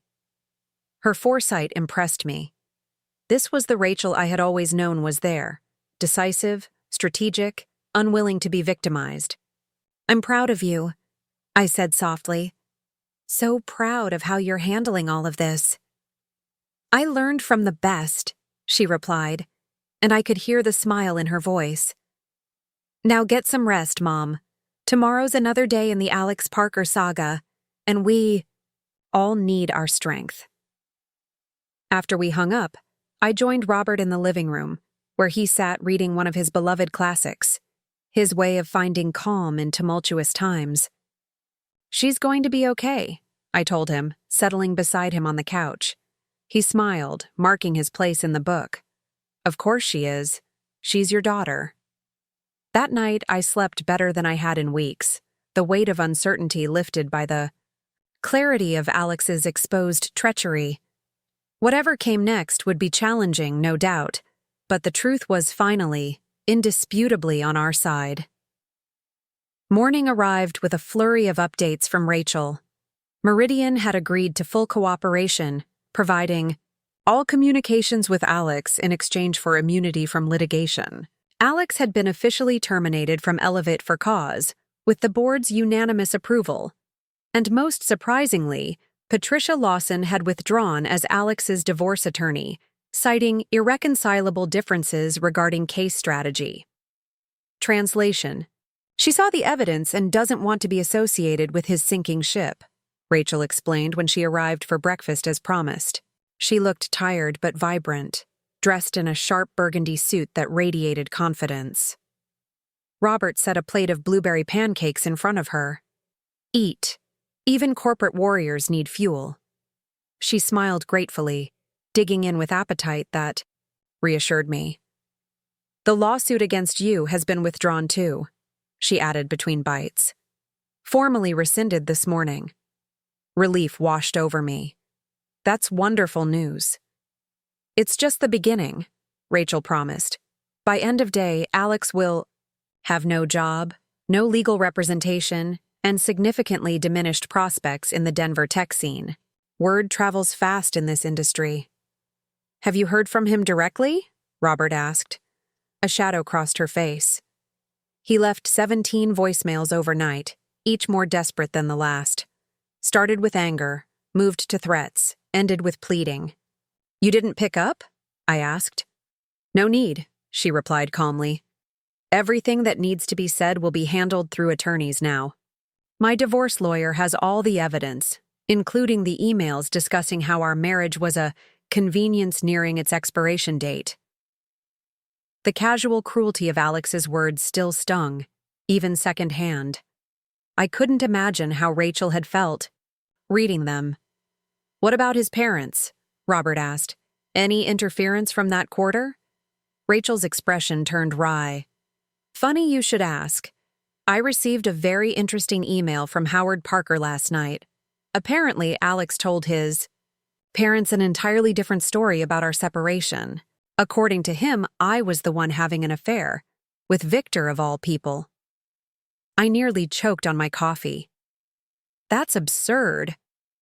Completely, she agreed. But it worked for a while. They've been financing his apartment, his legal fees, even a new car. All because they believe their son was the wronged party. And now? Robert prompted. Now they've seen the emails too, Rachel said, a hint of satisfaction in her voice. I forwarded the entire thread, including his plans to discard. me once Meridian hired him. Howard's response was illuminating. Apparently, this isn't the first time Alex has used his parents' support under false pretenses. The conversation shifted to practical matters. Rachel's schedule for the day, plans for further securing Elevate's intellectual property, strategies for retaining key clients potentially approached by Alex. Through it all, I marveled at her composure, her clear-headed focus on solutions rather than recriminations. As she was leaving, coffee in a travel mug and briefcase in hand, she paused at the door. I've been thinking about something Alex said that first time I brought him home. I waited, curious. He told me later that he found you intimidating, that you had old money arrogance because you didn't seem impressed by his big talk about changing the world. She smiled ruefully. What he really meant was that you saw through him from the beginning. You recognized what I couldn't. That substance matters more than style. That integrity isn't just a buzzword for corporate mission statements. I wanted to be wrong about him, I admitted. For your sake. I know, she said softly. And I love you for that. But I'm glad you weren't wrong. I'm glad you were exactly who you've always been. Someone who values truth over comfort, even when it's difficult. She hugged me tightly, then stepped back with renewed determination. Now, I have a company to rebuild and a future to reclaim. Wish me luck. You don't need luck, I told her. You never have. As Robert and I watched her drive away, heading toward the gleaming towers of the Denver Tech Center where Elevate's offices stood, I felt something I hadn't experienced in months. Pure, uncomplicated pride, untainted by worry. She's going to be more than okay, Robert said, echoing my thoughts. She's going to be extraordinary. And in that moment of clarity, watching my daughter drive toward a future she was crafting with her own strength and wisdom, I knew he was right. The storm wasn't over. Such storms never end neatly, but Rachel had found her way through the worst of it, emerging not just intact, but transformed. The next phase would bring its own challenges: rebuilding Elevate, finalizing the divorce, healing from betrayal. But those were tomorrow's battles. Today, it was enough to know that truth had prevailed, that the masks had fallen, and that my daughter was finally fully herself again. My phone buzzed with a text from Rachel. Forgot to mention, security sweep found listening devices in my office and the boardroom. Alex has been spying on us for months. Perfect ammunition for restraining. Order. We'll call later with updates. I showed the message to Robert, who shook his head in disgust. Just when you think you've reached the bottom of his duplicity. There's always another layer, I finished. But it doesn't matter anymore. Each new revelation only strengthens our position. He nodded, squeezing my hand, and weakens his. The truth has a way of compounding once it starts emerging. That truth, the full extent of Alex's deception, manipulation, and corporate espionage, was still unfolding, revealing itself in waves of evidence, testimony, and consequences.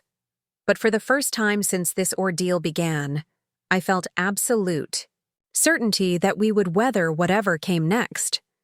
Not because we were perfect or blameless in every aspect of this complicated situation, but because we had something Alex fundamentally lacked: the courage to face reality, whatever it might be.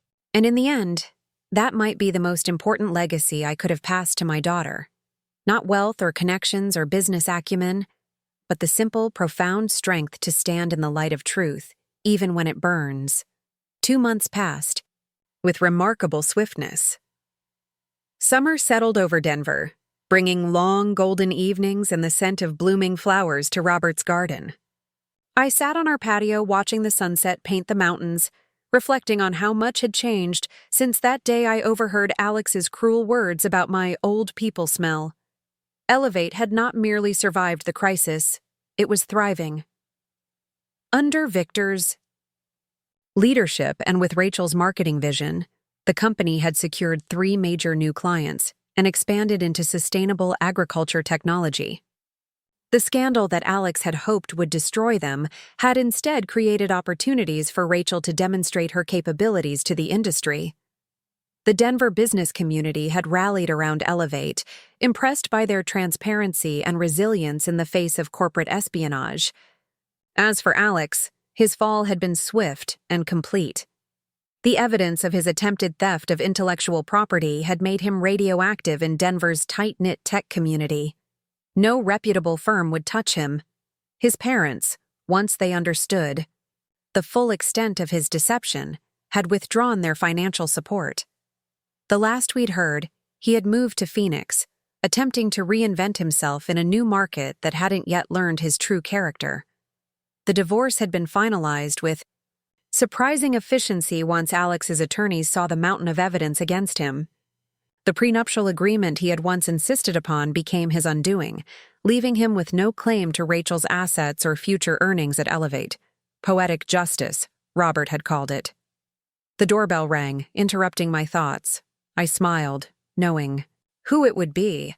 Every Thursday evening for the past month, Rachel had been coming for dinner, a new tradition born from the crucible of crisis, a deliberate choice to nurture family bonds that had nearly been severed by Alex's manipulations. I opened the door to find my daughter standing there, but not alone. Victor Rodriguez stood beside her, looking slightly nervous despite his usual professional composure. "Mom," Rachel said, her eyes bright with something I hadn't seen in a long time, genuine happiness. "I hope you don't mind, but I invited Victor to join us tonight." "Of course not," I replied, stepping back to welcome them both. "There's always room at our table."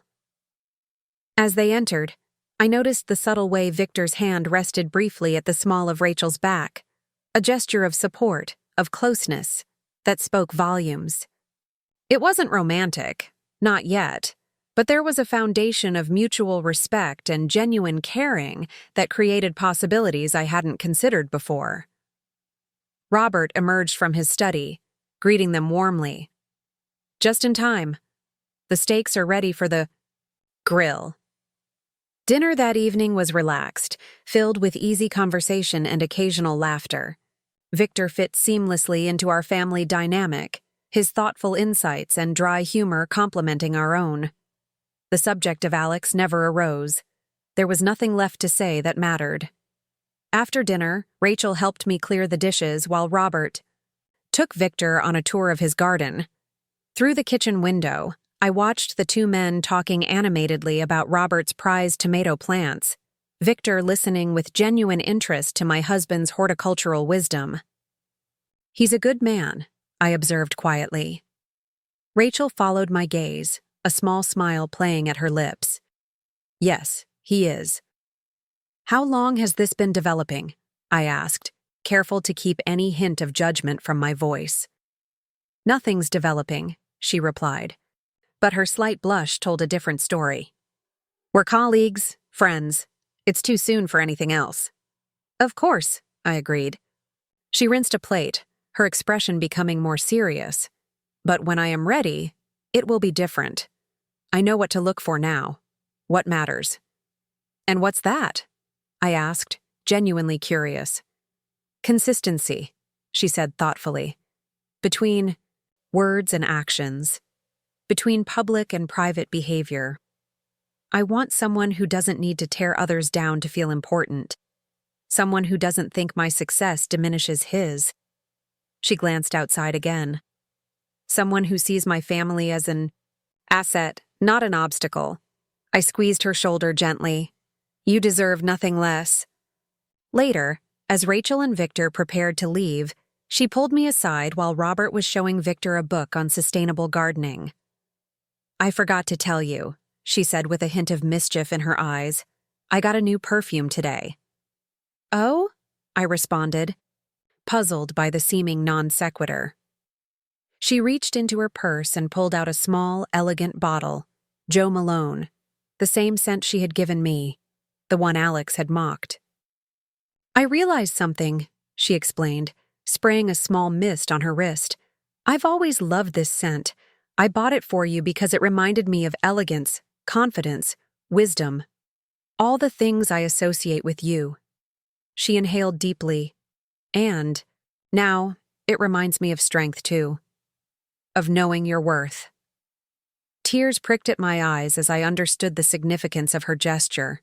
She was reclaiming something Alex had tried to taint, transforming it from an emblem of mockery into a symbol of resilience. "Besides," she added with a wink, "I figure if it's the scent of old people, I might as well get a head start." We both laughed, the sound rising free and unencumbered by the shadows that had hung over us for so long. As they finally departed, Robert joined me at the doorway, his arm around my waist. "Well," he said softly, "I think we're witnessing the beginning of something there." "Maybe," I agreed, "but whatever happens, she's making her choices with open eyes now. That's all we ever wanted for her." He nodded, kissing my temple. "That, and her happiness." "Which she's reclaiming on her own terms," I observed, watching. Their car disappeared down the street. Not defined by a partner or a relationship, but by her own strength. That night, I thought about the strange, painful journey we had all traveled. How Alex's casual cruelty had unintentionally set in motion a chain of events that ultimately freed Rachel from a marriage that would have slowly diminished her. How his attempt to destroy Elevate had instead created the opportunity for Rachel to discover her own professional power. How his efforts to drive a wedge between Rachel and her family had ultimately strengthened those bonds beyond what they had been before. There was a certain symmetry to it all, a balance restored not through vengeance or elaborate schemes, but simply through truth exposed to light. Alex had built his life on appearances, on manipulation, on choosing the easiest path to what he wanted, regardless of who it hurt. In the end, that foundation had proven too fragile to support the weight of reality. Rachel, by contrast, had emerged with her foundation not just intact but strengthened. She had faced betrayal, professional crisis, and personal heartbreak simultaneously, and had found within herself resources of courage and clarity that even I, who had always believed in her, had not fully appreciated. The perfume Rachel had reclaimed struck me as the perfect symbol of this transformation. What Alex had mocked as the scent of age and irrelevance, Rachel now embraced as the fragrance of wisdom earned through experience. She had taken back the narrative, refusing to let his derision define something she valued. 6 months later, I stood in the grand ballroom of the Denver Art Museum, watching Rachel accept the Women in Technology Leadership Award for her work at Elevate. The company had become a model of ethical innovation under her and Victor's guidance, their partnership, both professional and more recently personal, creating a leadership dynamic that industry publications had begun to profile as an example of collaborative excellence. As she delivered her acceptance speech, I found myself remembering that day in the hallway, the sting of overhearing Alex's dismissive words. How small he had tried to make me feel. How completely he had failed. Success isn't built on stepping stones of other people, Rachel was saying to the rapt audience. True innovation rises from collaboration, from recognizing that different perspectives strengthen us rather than threaten us. Her gaze found mine in the crowd, and a smile passed.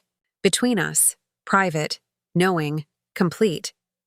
In that moment, I realized that the greatest revenge against someone who tried to diminish you isn't confrontation or retaliation. It's living fully, authentically, and joyfully in the knowledge of your own worth. It's recognizing that their opinion was always more a reflection of their limitations than your value. Alex had said I smelled like old people. What he failed to understand was that age brings with it not just years, but wisdom, perspective, and the quiet confidence that comes from weathering life's storms. These were gifts he would never possess, too busy chasing shortcuts to success that ultimately led nowhere. As for me, I would continue wearing my Jo Malone perfume proudly. A fragrance now shared between mother and daughter, a small daily reminder that what others intend as weapons, we can transform into strength.